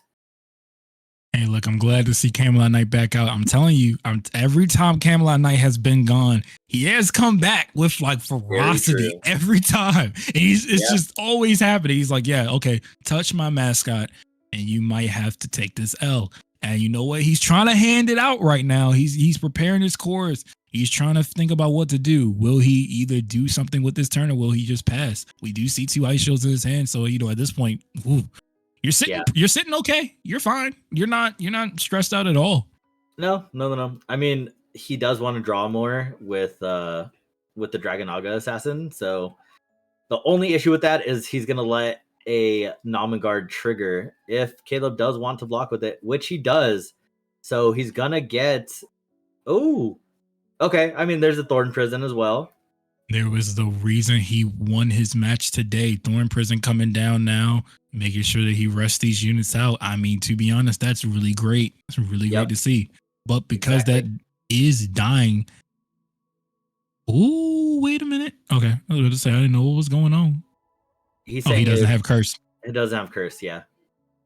And it will be restanding, though, the Black Jaguar. That's really great.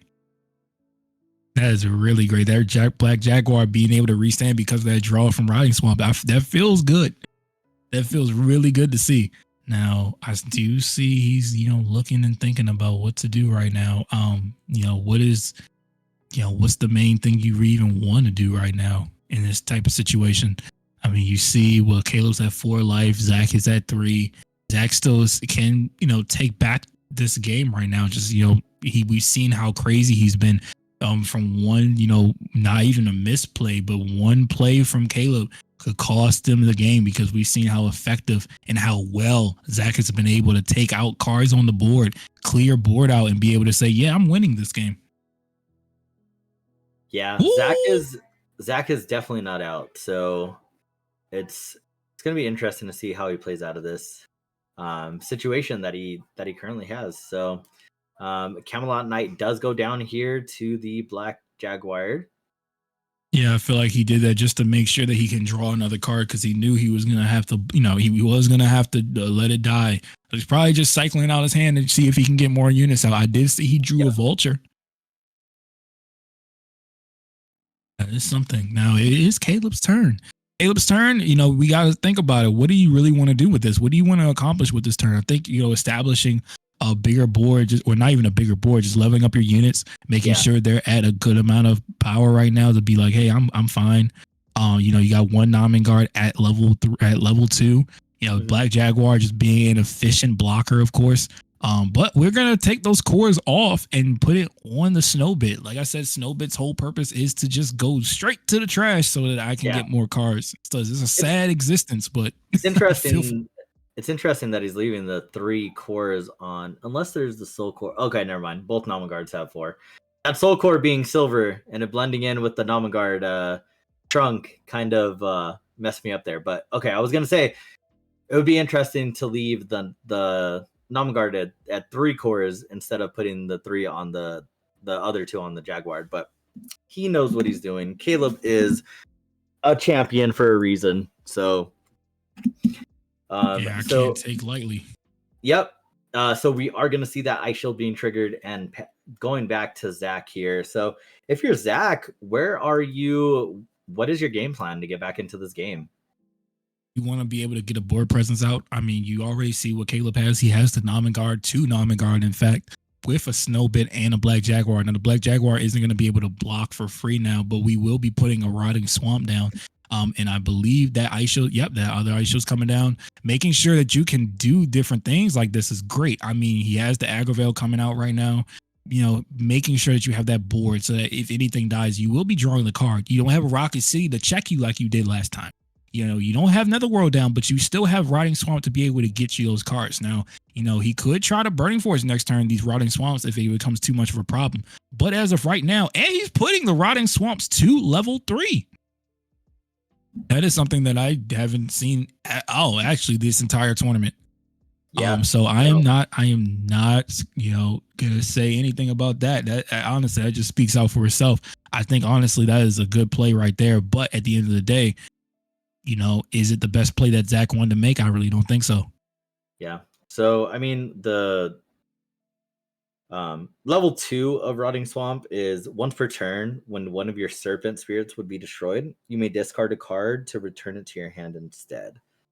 So what that's kind of saying for Zach is that he just doesn't have other spirits to play, and he just doesn't have any Swift Spirits, nothing like that. So he's just putting his course somewhere. Mm-hmm. And that's great. I mean, at this point, is Black Lance a Serpent? I don't believe so. Is it? I could be mistaken. Maybe that's why then. Yeah, Let's Black Lance is see. a serpent. So Black Lance being a Oh, serpent, he's okay. probably It thinking would he could be. do play it again. Yeah. All right, I was wrong. So he is saying I want my Black Lance back to my hand, Yep. not that he doesn't have any other spirits. Oh, it Now is a he serpent. will. Yep. Why Now did I he never know will this? be getting Black Lance. You know, Black Lance. Well, not Black Lance. I'm sorry. Agavale did die, so he did get those 3 cards off of that and rotting being there. But you know that Namagard was dead, so they did match card for card. Except Caleb was able to gain 3 cores from that, while Zach was only able to gain 3 cards. So at this point, it is a match for match in terms of how they drew that. But you know, he has Camelot Knight, Burning Forest, and Vulture in there as well. There's different amounts of cards. Oh, is that? Oh, yeah. Ooh, is that? Yes, that's a Joker right there too. Yeah, That Joker could be coming later on, and the Netherworld is there, so we could be doing some stuff now. That well, Caleb is gonna have to deal with some things. I think I did see a glimmer of Elk. Now if there is an Elk play, he could put him on a clock, and that clock will be detrimental, seeing that Zach is at 2 life right now. So, Caleb is trying to, take this game away. Caleb is trying to go to game 3 and say, you know what? We are not out of this completely. And I don't think anybody was counting out Caleb. Now, granted, I know there's favorites, but you can't really count these players out, because these players have shown that they have been able to come off of the brink of death sometimes and be able to come away for the win. And with this game having no tie, these games will be played out fully to the full extent. So any misplay, any not interactions, but any missed cards that they played and say, oh, you know what, I shouldn't have played it at this point, it's on them. Oh, this is going to be great. I mean, look at it. He's going to put the elemental down. Elemental down is going right at level 2. I mean, that's just perfect at that point.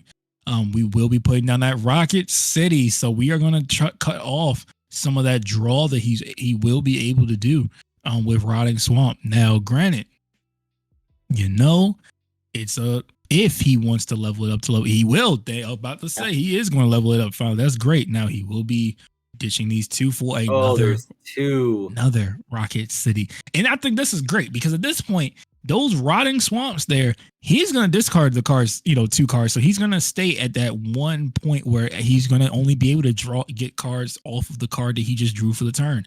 Now, you could make the argument that he can cycle through, but he does have the Netherworld depths. So if he's able to do a turn where he makes you block and kill a unit off, he can get those 3 to be able to at least draw 1 card, or keep 1 card from the 3. And because since he has to discard those 2, he will be swinging in with the Namagard. That Namagard being a level 4, so he will be able to do the refresh step anyway.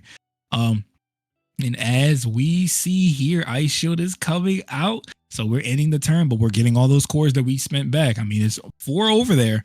So there's, some things that Caleb can do. I mean, he has a big hand. He has a full hand ready to do a lot of things. So what do you really expect coming from Zach this turn? He has to restabilize again. He's on the back foot at the moment. So playing out spirits, those 2 Rocket Cities actually hurt a ton right now, because there's 2 at level 2. So it's going to be very, very bad if he loses a spirit and has to discard to the trash here. Even especially because the King Vulture doesn't do anything in this situation. Caleb doesn't have a Netherworld depths on the field, so King Vulture is just a dead card at the moment.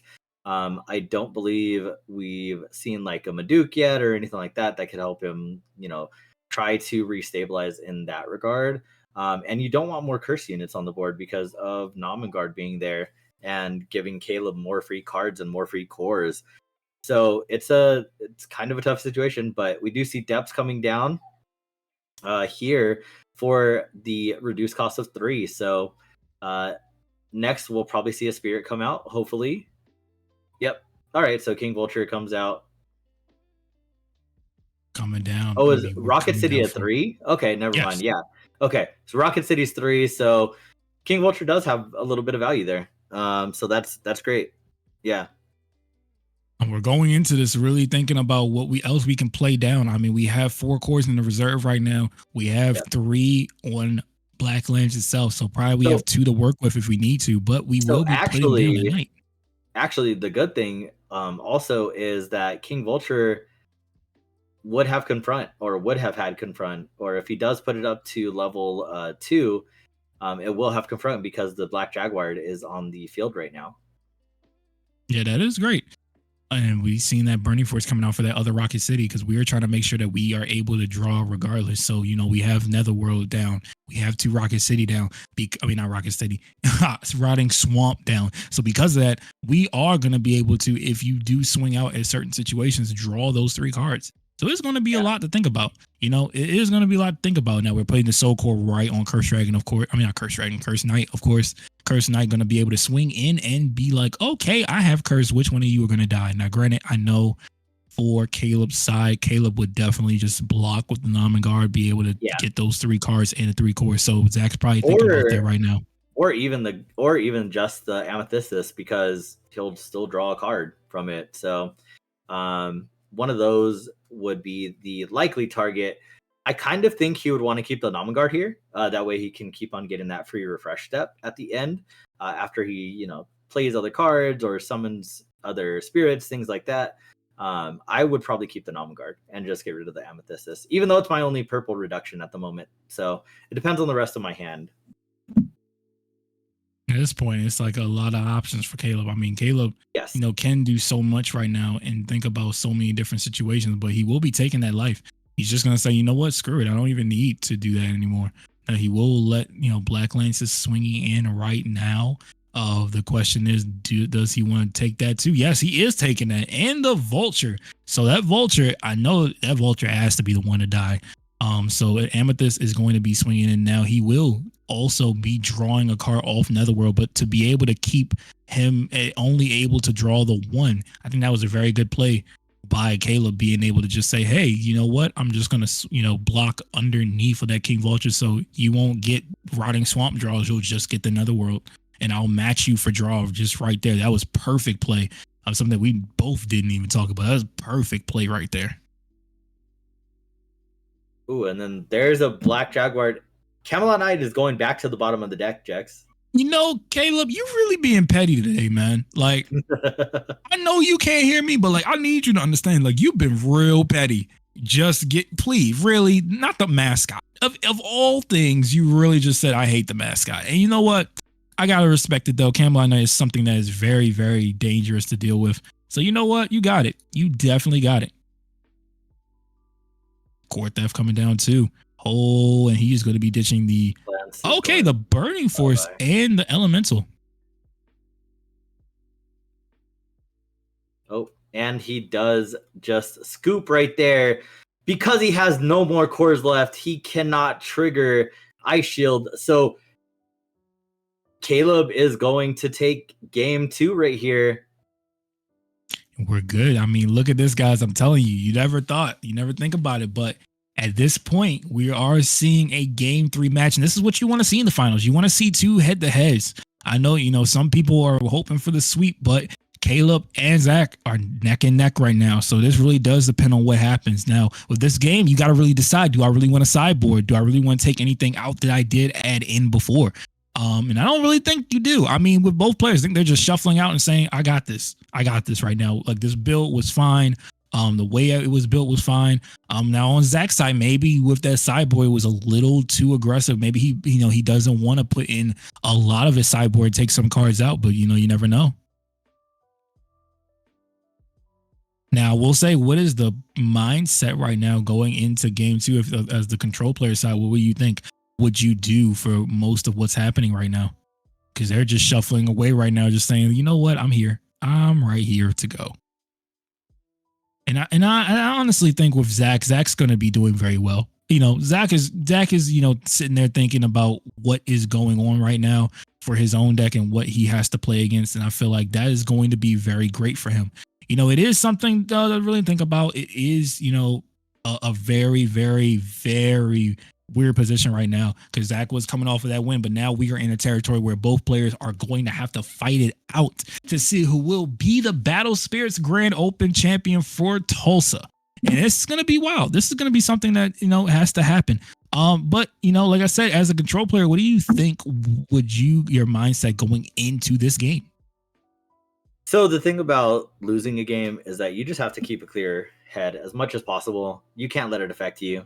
You just take it one game at a time. I think that's going to be important going into the final game of the finals here. So Zach has to keep that in mind. And Caleb has been here before in the finals, so he has a little bit more. He has the experience behind him, at least being in the finals and winning. Zach just has to keep that in mind going into game 3. So it is a $4,000 game right here. So the winner gets $7,000. The second place winner gets $3,000. So there is that difference between the pricing. Very, very excited to see what happens here. And we're going to go into game 3, control Axe Spider against Purple Tempo. Let's see what happens. I'm super excited to see what happens. Yeah, this is going to be crazy. I'm very excited. I'm very hyped for this. I really think that we're going to have to deal with some very, very difficult decisions in this game. But look at Caleb's hand. He does have the Axe Spider, but he has Dyna, Dream Bomb, and Burning in his hand. So at this point, and drawing the Amethyst, I think that was a great draw. Amethyst, this was perfect right there. We have Agavel in Zach's hand. I believe we saw the Worker Ant Camelot Knight. He drew also. So and Maduke. All right, so these players have a hand. They have a good hand. Now, Burning Force is in, Zach's hand, but we are in a good position for both players. They're starting out with their usual starting hand. Their starting positions. And this is going to showcase, guys, like what happens at the full extent of both decks when you see the full power coming through. The different choices you have to make. Zach's in a good position, getting that core right off early. But, we see Caleb just killing off Yeah, I'll say just the fodder, killing off the fodder, just being able to get that draw off of it. That was the benefit of EX1 for control decks, especially this Axe Spider list, is that you got those elementals that not only provided reductions but gave you that draw power that the deck was missing.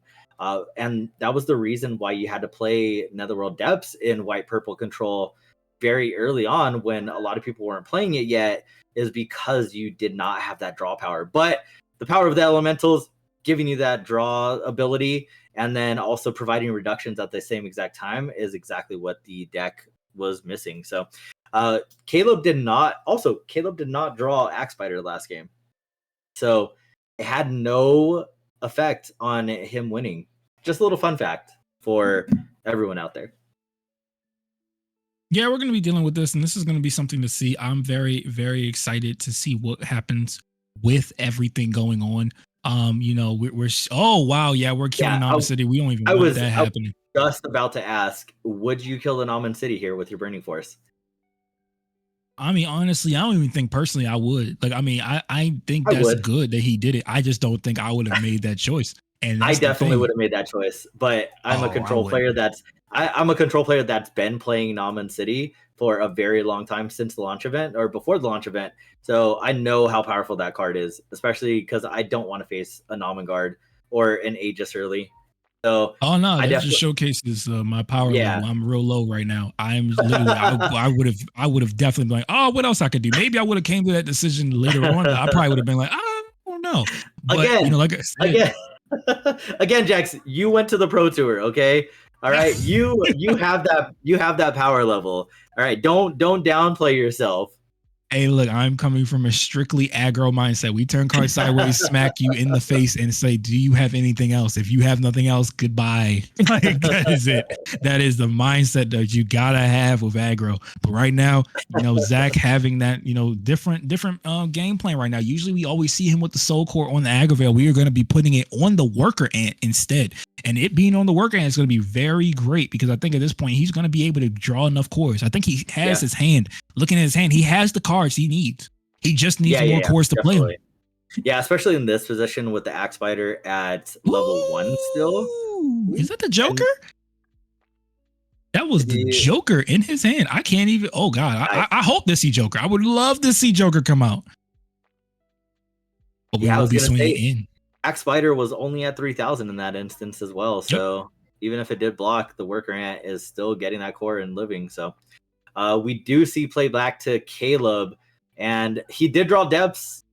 So there we go. And then he has, is that 2 Dynas in hand? 2 Dynas. He has Aegis, 2 Axe Spiders, and a Dream Bomb and Burning Force. Oh, man. You definitely just Burning Force here. I And would look, think, he's and then counting his play cores. Axe I know Spider. that's what the Yeah, top is for. Yeah, he's looking at the yeah, top and saying, "Yep, I'm doing it." And he could put Axe Spider at the 1. He'd be fine. yeah. At this point, Especially because Aglavale doesn't have the Soul Core on it. Like Burning Force here is free. You just Burning Force, play the Axe Spider down. but you got to think about it. Sometimes you got to really sit back and be like, "All right, is this the right play?" He has 4 cards in hand. Like Yeah, I mean, at this point, limiting the amount of cards he can draw. Even though Zach did have a really good hand to look at, it wasn't like it was a bad hand. But we can just go ahead, like you said, play that Axe Spider down, put it at the 1. Even though it wouldn't be at its maximum potential, it would still be holding off some things that purple wants to do. Just with that purple armor alone. I don't think he has any other magics other than the what was it? Was it a Dream Bomb? Dream Bomb.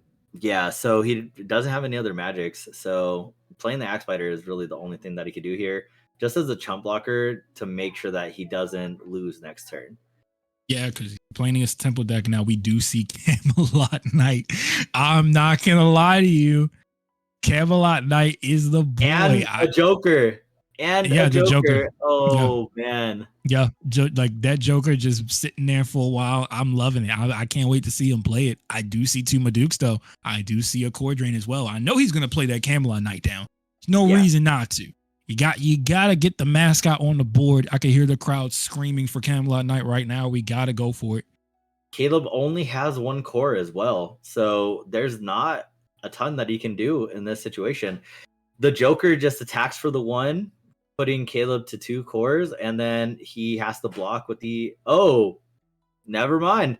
He's going big. He is saying Maduke is here, and you're gonna lose that core to the void if you don't block with your Axe Spider here. Maduke, we're going out for it. We're making sure that we're here. I mean, honestly, this is a very good position. Very good position for Zach. Honestly, I'm seeing the ferocity Zach's coming with, and Zach's trying to make sure he cements himself as a grand open champion here. I mean, he's trying to make sure that he puts Caleb in a position where he's like, I know you are the raid boss. I know you were the Pro Tour winner, but I'm going to make sure you know my name. I'm going to make sure you remember that I am a purple master, and he's just showing it out right here. I mean, look at this right now. We're dealing with all of these like situations, and he's looking at his cores right now, and I know those are in the trash at least though, but he's looking at everything. He's thinking about everything that could happen, everything that will have to go down. It is going to be a thought process. Do I lose that core, or do I lose Axe Spider? I mean, he has another one. Yeah. I mean, losing the Axe Spider here isn't the worst thing. So 100% just trade, protect that extra core in the void, make sure that you don't go down to 1 life.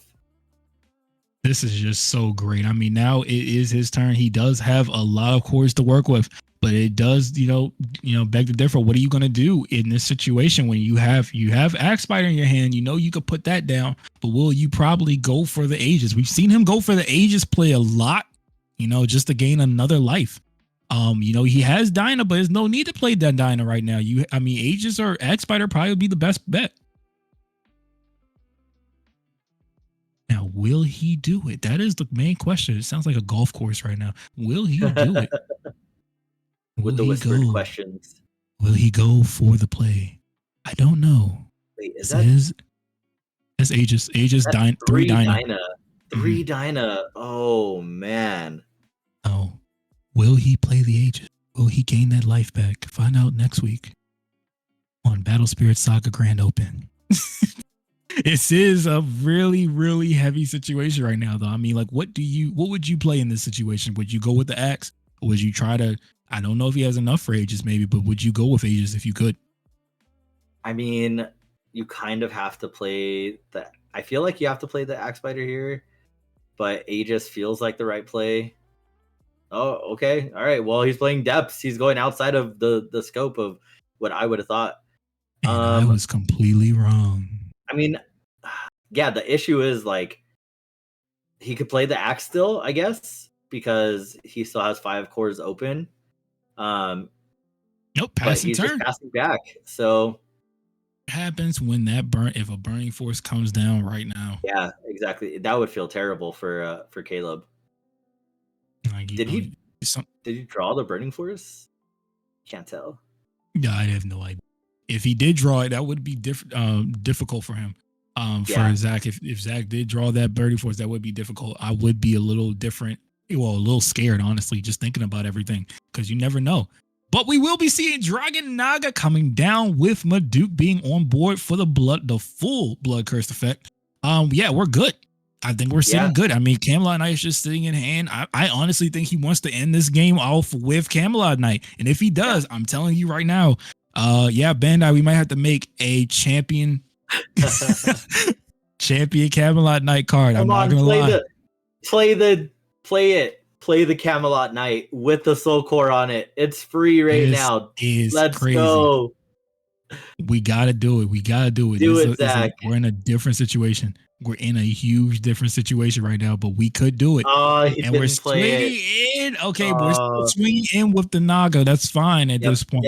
Swinging in, drawing with the Netherworld Depths. Off of that, so it's a 1-for-1 draw for both sides right now. However, if he does try to swing in with Maduke, which he won't be able to because he does lose it. Dream Bomb. Okay, Dream Bomb's gonna put back the Maduke into hand. All right, that's great. Now he probably will this next turn play that Aegis to put himself back up. If at that point, just put him right back up there. 100% has to play the Aegis next turn. Or he does because he's only at 1. So yep. Let's see. He has 5, 6, 11 cores going to 12. So he has to play Aegis, maybe just put it at full and then just pass with that. Guys, are we seeing the downfall of Axe Spider as the winner for this? And actually for most people, the predicted winner of this, at least this whole entire Grand Open.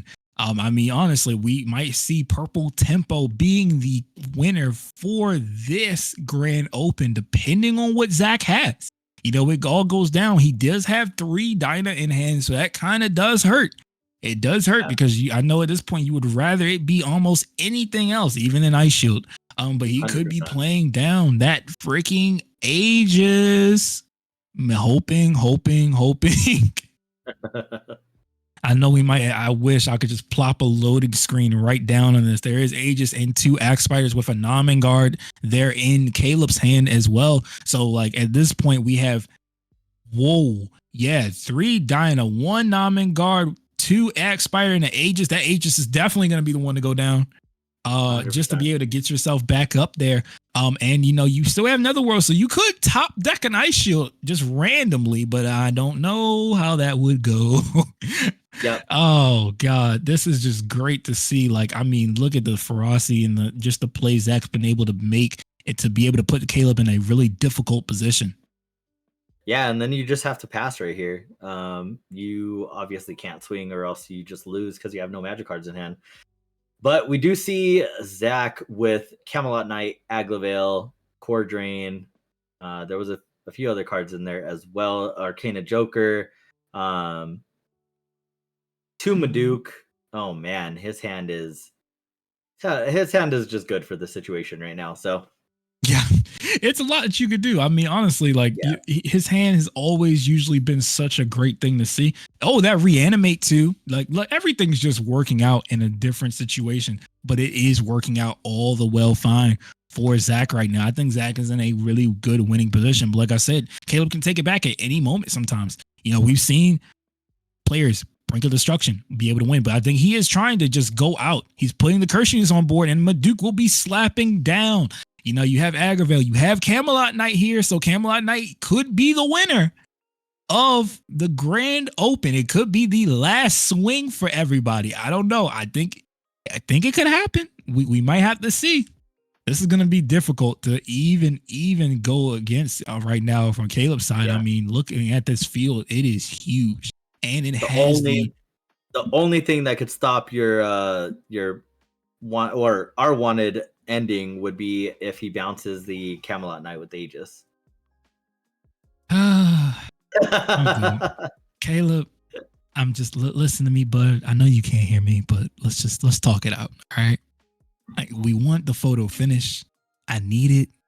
We need to put it on Twitter, Facebook, Instagram, everything. So please, But we don't know. I mean, at this point, he did put the other core on to Dragon Naga, putting Maduke down. But at the end of the day, putting Maduke down to 1, I mean, at this point, I get it, understand. He could probably be like, you know what, next turn I got this. Yeah. Next turn I'm fine.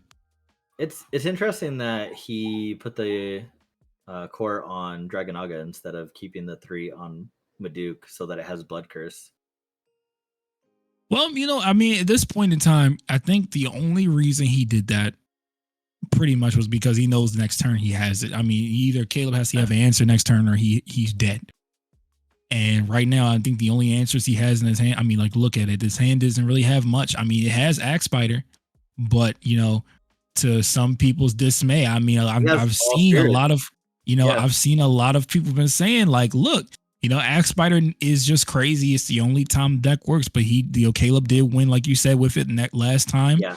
But he also has not been able to play it right now. Like, it's just showcasing something for people that right now, even though it does really make some games very hard to deal with. Oh, and he will be swinging in with the Maduke, putting it at the level 3. He will be drawing. He drew Rocket City. That is nothing that you really want to see right now. He did draw Rocket City from this. So Maduke will be there. It is a very difficult situation. He will be taking that life, putting it into the void, and it may look like we have a champion. I don't know, though. It depends on what will be top deck from this next attack from the Netherworld. Camelot Knight coming in. What's the draw? What is the draw going on? King Vulture. Was the King Vulture. I don't think Caleb has anything else to do right now other than block, unless he's able to top deck an Infinity Shield. Maybe. Ooh, this is very crazy, guys. We got to see how this goes. At this point, he will be blocking because he has to. He is at that 1 life. He will be blocking it out right now. He is going to have to figure out what else to do. Aegis is going to be destroyed because Camelot has a curse. Yeah, this is crazy. Infinity Shield doesn't save him. That is true. At that point, it is a field open. And with that, will it be the end of the Grand Open? Let's see. Draw? What was it? Oh, it was another Depths. It will be. It looks like, guys, we have finally gotten our champion, Zachary Bell. Zachary Bell will be your Grand Open Tulsa champion in Game 3. Going with purple tempo against Axe Spider, dethroning the reigning king of both sides. Yes, that was great games from both players. They played those games so well, and we do see the boogeyman of the format going down in the finals to purple tempo. And its pilot, Zachary Bell, he played like a monster, a juggernaut all weekend. That was some great gameplay from both players. Man, what a great finals going to Game 3. Dave, the glasses have fallen. The glasses have gone down, guys. I'm gotta say, Zach has shown this entire tournament such ferocity. Every single time, it has been some crazy plays by Zach. We've seen from the first game he went on and just the fast play he was able to do from that very first game that he was on camera. He was able to just show how much he can control the field, how much he can dominate. And, it's great because, he got his featured matches that he hasn't had in any of the other tournaments. He's gotten 3. Was asking for them. So. Right. And this featured match was the one that he got the whole tournament by storm. Yes. Zach is the Tulsa Grand Open champion. I know that's got to feel good to take down Axe Spider. It got to feel good. And he is the winner of the 7,000. Plus, he gets the deck box, the winner's soul core, everything. He's good. Yep. Oh my gosh. Everything, he is going to be decked out in swag for Battle Spirit soon. I am just excited for him. This is just amazing. And I honestly feel so much happiness. Look, DMV came up. I can't really vote for anybody just because they're both friends, but one of my friends won, so I am proud of that. Well, congrats to Zach again.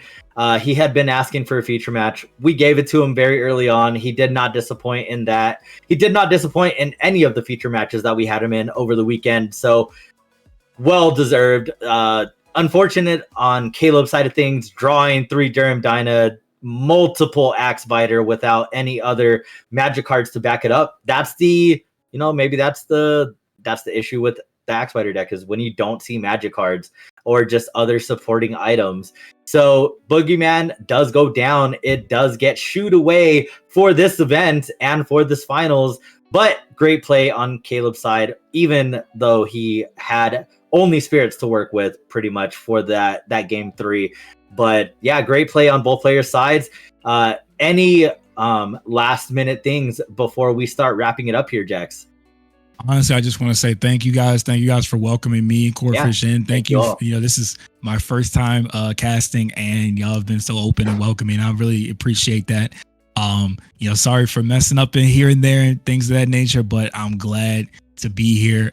This has been such a fun tournament to even watch. Awesome.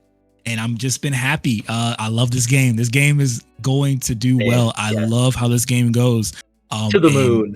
Yes, my favorite game. It's my favorite game in the world. We're seeing such great plays from such great players. And we all know that we have 2 weeks until the next tournament. So for some of y'all that are preparing for that, get to building. Go in that kitchen and start cooking, guys. Start whipping up some decks. You got a lot to go over. But, I am just excited and grateful to be here. So thank you guys so much for everything. Yeah. Thank you to everyone who tuned in over the weekend. We really, really appreciate it. We thank all of you for the awesome feedback for both of us. From myself, Corphish, my co-host, Jex. We will see you all in Monroeville in 2 weeks. And see you later, Summoners. Have a great rest of your weekend. Take care. Peace.